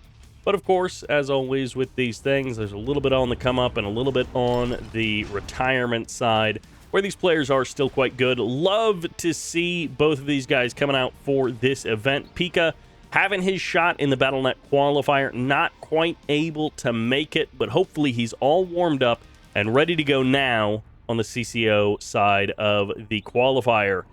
Vindies, on the other hand, loving to see this guy back in the game. Always an entertaining player to watch play allies, and yeah, he probably is pretty rusty. I'm guessing he didn't spend a bunch of time getting back into shape here in Red Alert 3, so he's going to be relying on his old skill to see what he can bring to the table.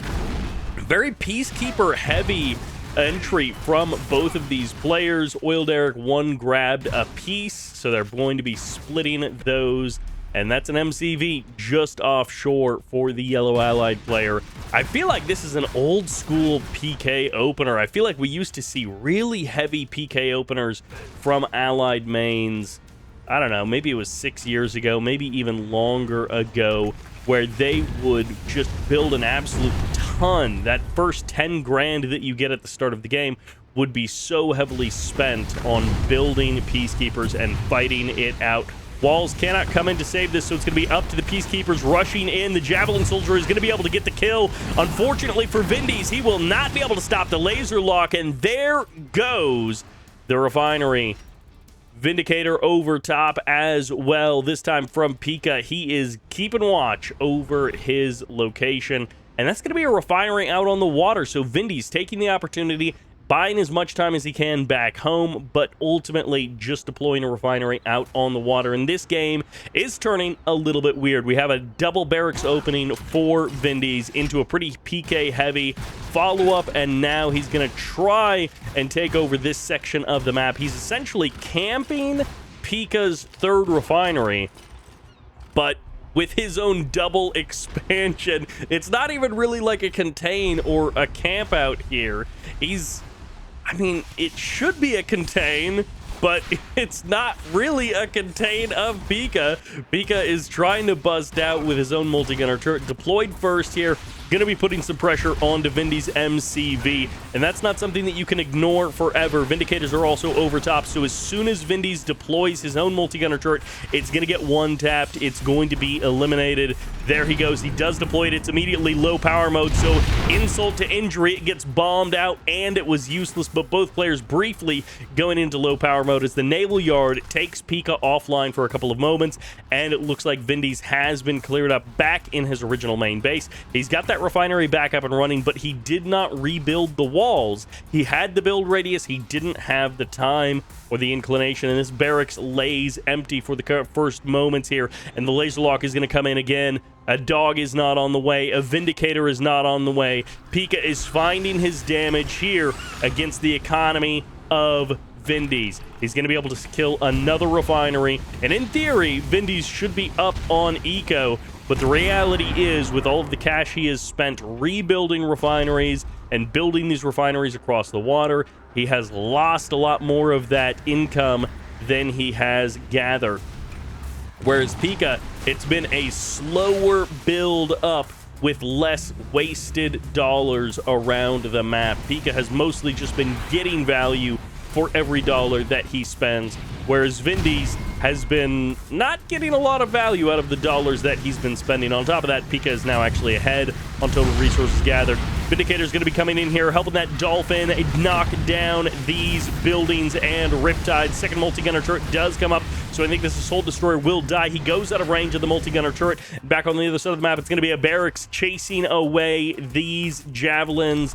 The Peacekeepers from Vindy's are finally in high enough numbers. It took a little while for that barracks to become truly useful, but it finally did get there, and now 3 Dolphins here for Pika. He's going to be able to break down the frozen multi-gunner turret. He's going to be able to knock down that power plant as well. It's not low power mode just yet for Vindy's, so that multi-gunner turret is still offline.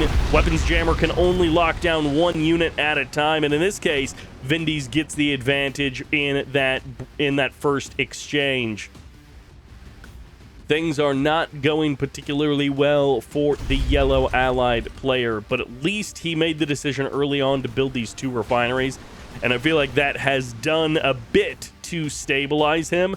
He did end up selling off this barracks, so he won't be able to produce any more Peacekeepers, but he has finally completely dealt with the infantry threat of his opponent. Hydrofoil going to be switching over to its gun mode for a moment there, but now there are more Dolphins rolling in to help deal with this problem. Hydrofoils trying to eliminate each other in the weapons jamming war as the Dolphins do the actual damage to the army of Vindy's. Riptide's getting a couple of shots off, but of course with this Assault Destroyer here, it's hard for the Riptides to actually tear through that armor. No more multi-gunner turrets on the way as Vindy's seems low on cash, and now the final Hydrofoil can fall. This multi-gunner turret has been offline as the lights have gone out for Vindy's, and he has not been able to bring them back up. GG gets called, and Pika will take game number 1.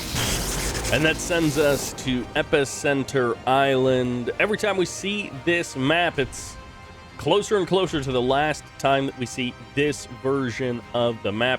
There will be a brighter dark mode version when we switch over to 1.12.8 eventually. But for now, we get to see if this comeback starts here on the left side. This is the yellow. This is Vindy's. He put up a great fight for the first half of that game, but it just wasn't enough versus the red allies versus Pika. Pika having a good showing again a number of times throughout this tournament. I feel like there are some players who get that snowball rolling. It may not be fast at the beginning, it's sort of a slow build, but they make consistently good decisions. A couple of mistakes here and there, but overall good decisions. And it's not flashy, it's not fast, it's just like a slow, almost methodical march down their build order, down their decision tree, and they're making the right call basically every time, slowly building momentum like a snowball rolling down a hill, picking up more and more in their direction. Refinery coming up here for Pika. He's going to be first to that third, although the third is on the way for the yellow allies as well. Vindy's goes triple jab. Do we have any more? No, actually, I guess is he going naval yard first? I feel like it's building too slow to be a naval yard, and he only went 3 javelins, so it's not a huge investment. I don't know how often triple jab Riptide does anything. Okay, it was naval yard second, if he even goes naval yard at all. Maybe these jabs are just a defensive tool and he's not planning on going Riptide jab. We shall see. Middle of the map, a little bit of a skirmish over that power plant and a refinery over there on the water, and then immediately up to the high ground. Pika, again, not looking to make some kind of fast, early game, ultra-aggressive play. A little bit of scouting, couple of Peacekeepers, He's got his dogs on the move. He's got his peacekeepers in the middle of the map. He's just looking to make those slow, steady, common sense plays and get himself 4 refineries and an oil derrick to build out the rest of the game from. 3 refineries apiece, and now Pika is ahead. That 4th harvester spawns in. He's already about $500 ahead of Vindy's in terms of total resources gathered, and now he's got that faster 4th refinery to help increase that lead. But again, it's not about the fast play. It's not about the quick win for Pika. It's that slow, steady, good decision-making that feels like is his strength in this series. Middle of the map continued to be mostly controlled by Pika. We see those Vindicators on their move, on their way for Vindy's. And yeah, he's just keeping these Javelins around. He's got up to 4 of them now. It feels like we should be seeing a Riptide at any moment.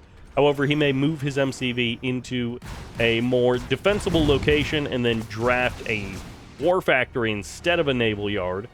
Always nice to have a Naval Yard out at this water refinery, though, so either one could be a good choice, but I would expect the MCV to sort of move back to land. And look at that. The Apollo kills... He might actually get 2 kills here. No, he won't get the second. Not with the Javelin soldiers over top.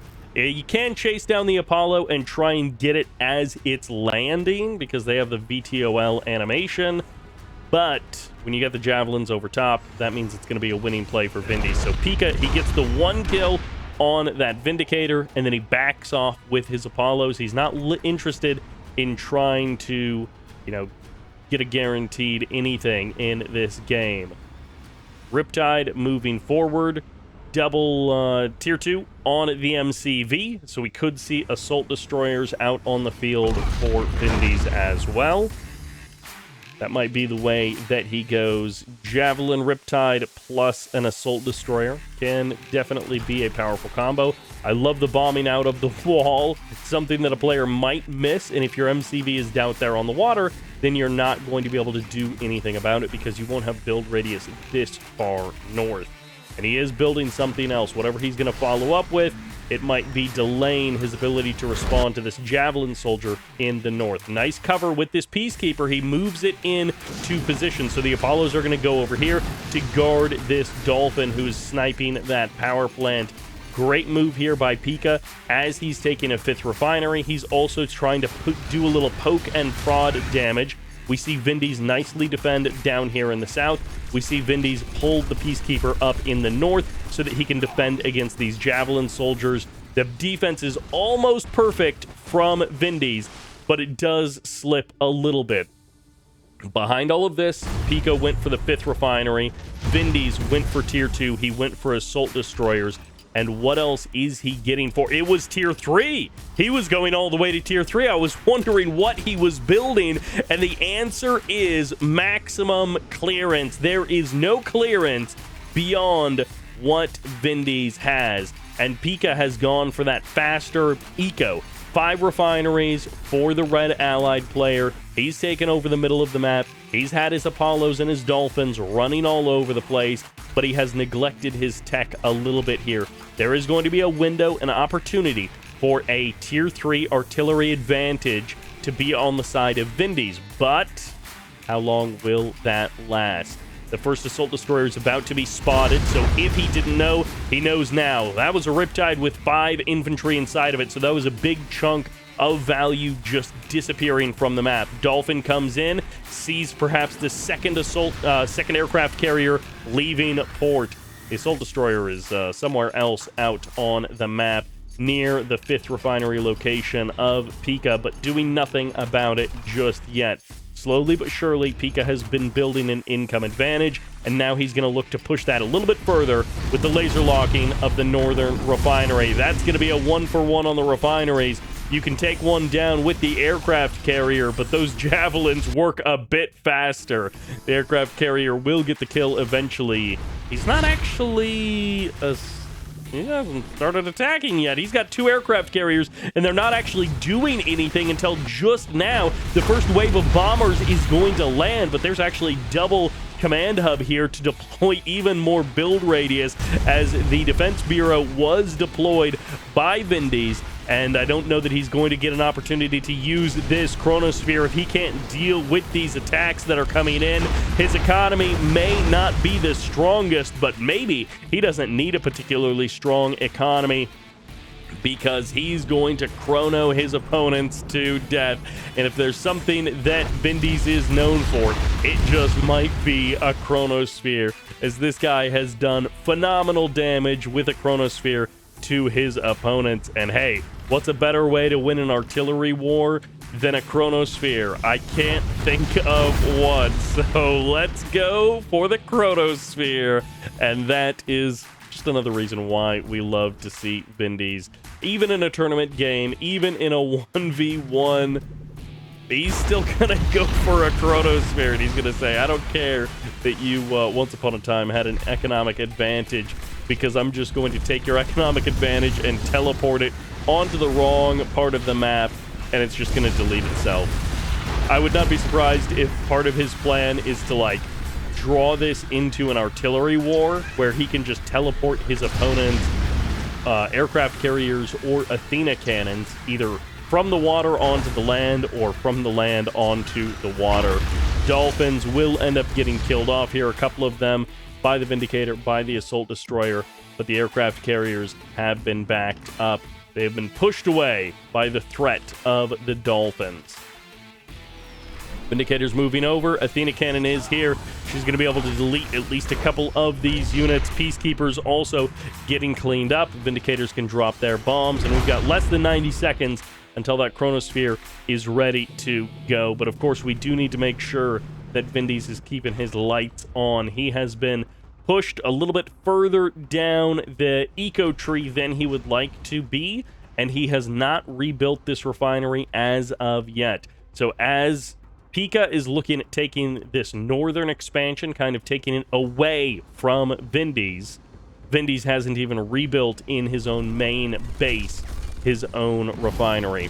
Another refinery under threat. Vindies may be able to save this one. It's going to be a bit of a race against time. As the Riptides come in, they will break the Athena Cannon before she breaks that refinery. Dolphins now going to be able to get this around, and because Vindies was busy defending in the north, he has missed the attack in the south.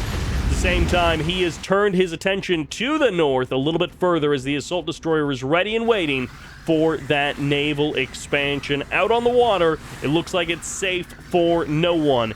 The Assault Destroyer will deny the potential in the north, but the double aircraft carrier kill in the south is what matters more. Vindicator comes in, drops the bomb. Assault Destroyer may just absorb all of the freezy ice rays, as the Dolphins don't care because one of them is heroic, and they'll get the kill on the refinery anyways. Even with that Assault Destroyer there, it's just not enough. The power plant goes down, the hydrofoil barely survives, and that Riptide goes heroic, waiting for those kills. Assault Destroyer goes down in the north, Black Hole Armor useless in the south, and a Sentry Bomber looking for the scout. Tanya gets sniped, and this is what we love to see out of Vindies. Dolphins coming in, they can be Chronosphered if they need to be. They can be instantly deleted with a little 1-2 pop of that Chronosphere, but also there are so many targets to choose from. What do you even go for? If you are Vindies, it does feel like there are just too many targets to aim at. Dolphins moving out in the south. Refinery has been rebuilt in the main base. At the same time, Pika has rebuilt his own refinery down here in the south. So while it reads 6 versus 5 harvesters, a moment ago it did read 5 versus 5. That's one of the 5 for Vindies. Not a working harvester. Over time, Pika has just been building a bigger and bigger economic advantage. As you can see over the course of this game, it has been a slow rolling snowball in building an advantage for Pika. Dolphins moving out. This time it's 6 of them.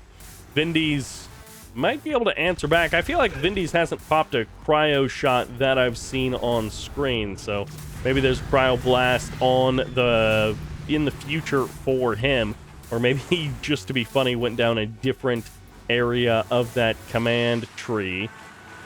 And okay, that's what he was saving his money for, a proton collider on the way. That's why he got the defense bureau, and that is why he has been playing a little bit defensively with these Riptides, with these assault destroyers, because he has been biding his time, waiting for the perfect opportunity. Dolphins moving in. They're trying to deal with this assault destroyer. Fortunately, 3 Riptides actually can deal with, well, some of these Dolphins. There are still 3 Dolphins left. They might win the race versus the assault destroyer, and now the Dolphins are fighting the Riptides directly, but it's only for a moment as the Riptides finally win that fight. It took a little while, but eventually they did get the kills, and 2 can play that game. So even though this is not going the way that anyone would have expected, it's turning into an unusual AVA. This is not how they typically go, and this is not how they have typically gone here in Gathering Storm. But I'm glad we get to see a little bit of variety from the non-typical allied player in this event. 43 seconds on the clock until the next chronosphere. Pika deciding to join in, but at the same time, he's not sitting back and waiting for those timers to run out. He is wanting to put a bit of pressure onto the map. He is wanting to shut down this expansion in the north. He is wanting to shut down the main base in the main base, and taking down both of these refineries here, again, it hurts the economy of Vindy's by quite a bit. He's got 10 seconds on the clock, so this might be a 1-2 punch with the Sentry Bomber and the Chronosphere working together to try and find an angle to knock down Pika. This is certainly a very high-value section of the map out here. So as the Sentry Bomber comes in, the Apollos are there to meet it, all ready to go. Ooh, that is rough, but she does make it onto the ground, so they couldn't just Chronosphere Tanya from the other side and delete one of them. One of these Tanyas is going to have a slight advantage over the other one, and no! Vindy's loses it! And there's the time belt jump backwards, as Vindy's is going to be ruining the day that he didn't have power to just delete Tanya from that fight. Could have teleported her over to the water with the IFV, so both targets are taken out at once, and then maybe Tanya could have made it onto the high ground. Tragedy strikes for Vindy's. An unfortunate turn of events for the entertaining allied player. He does not manage to secure the funniest win of the tournament. And the fun continues here on Icebreaker for game number 3, featuring the double barracks yellow allies in the north. This is Vindy's.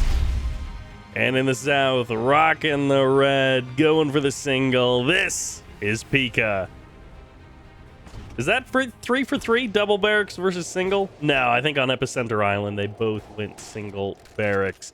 But here we go. Vindy's does not get the win as the trickster with his Chronosphere attempts and his Proton Collider and his unfortunate timing of power plants being destroyed.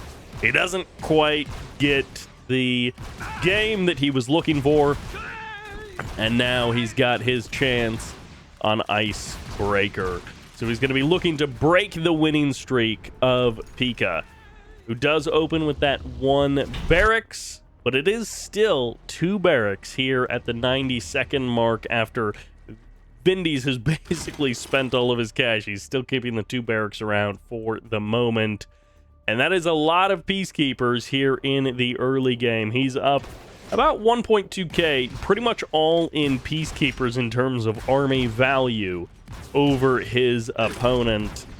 And, well, he's going to be able to clear out at least some of these buildings up north, but can he actually gain an advantage from them.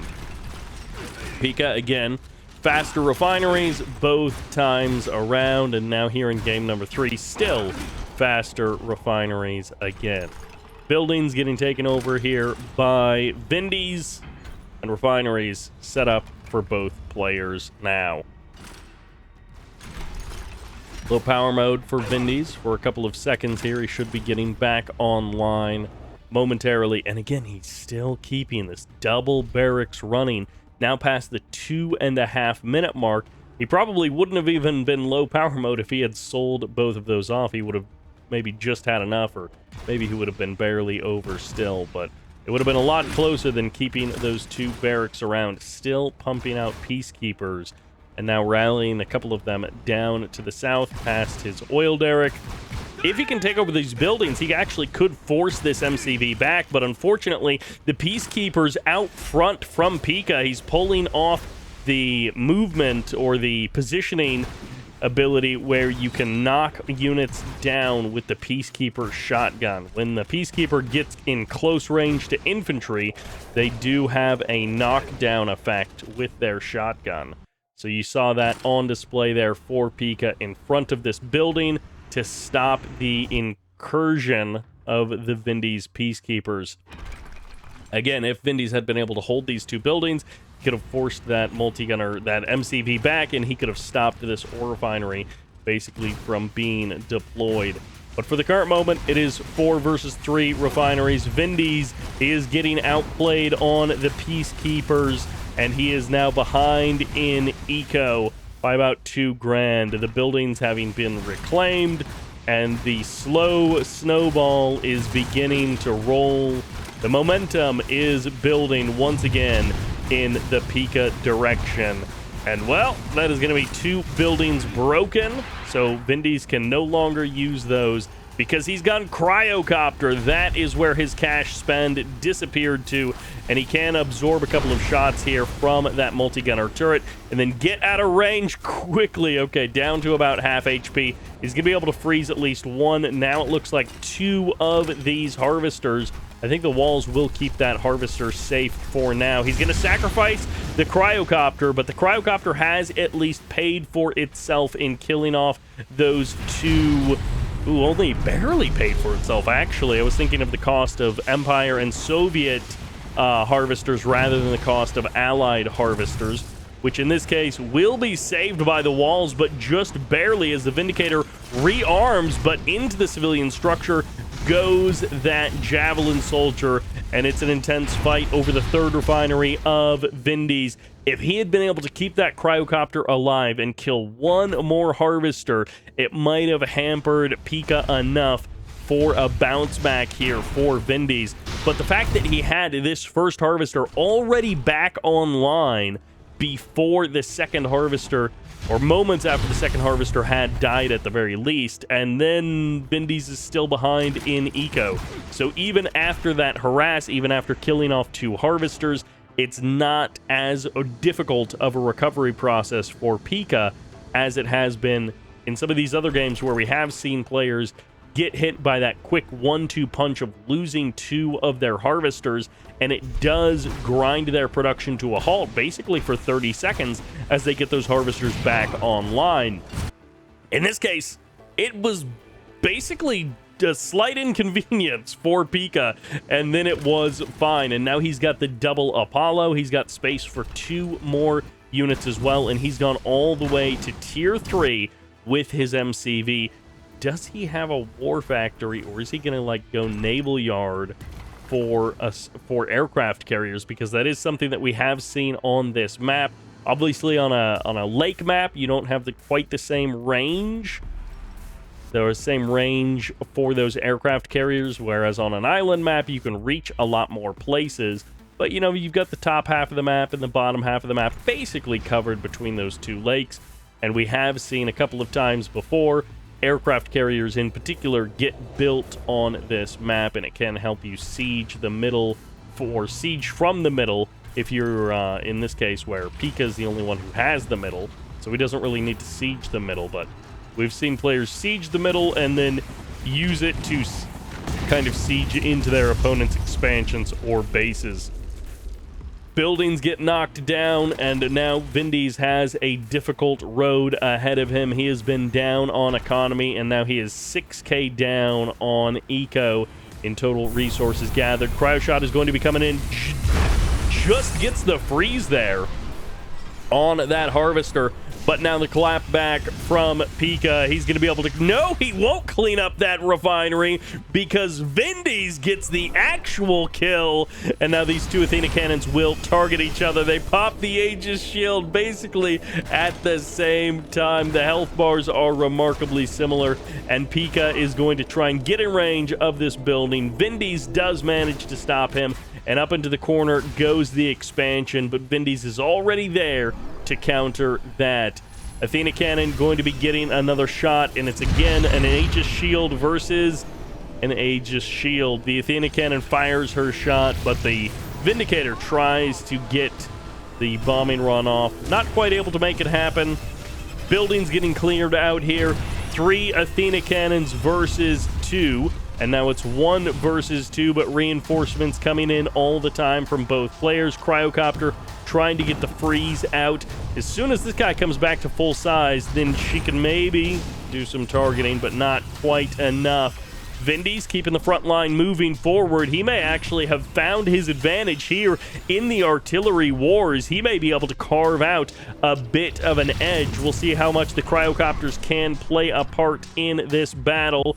He doesn't need to move forward. He needs to pop an Aegis shield. He needs to save. No, he doesn't save either one. He loses both of the Athena cannons on the front line there. Only the shrunken down Athena cannon manages to survive. Aegis shield not able to stop those bombs in time, and the ore refinery survives for now. Pika gets to maintain that eco advantage, clears out the buildings in the north, and gets back to work for that 5th refinery. Vindies really should have taken this refinery location at some point, kind of matching the land expansions of Pika.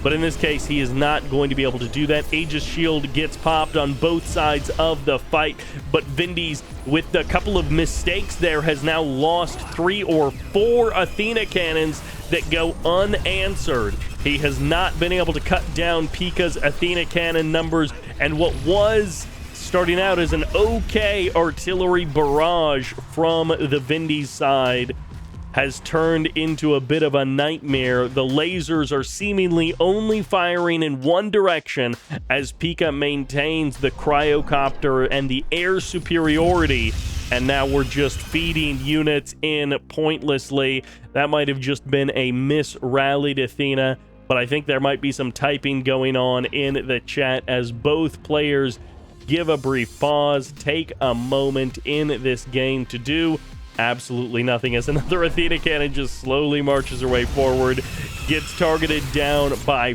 5 on the other side. 5 friends who managed to get a kill there. And there's the GG coming out as Vindies will tap out of this series, going down 0-3, and that means Pika advances through to the next round with a perfect score, and that will do it for this video. Thank you all very much for watching. I hope you enjoyed it. Huge shout out to Tim over at MediaStorm for sponsoring the Gathering Storm event, and thank you all very much for watching. This is Cyber, signing out.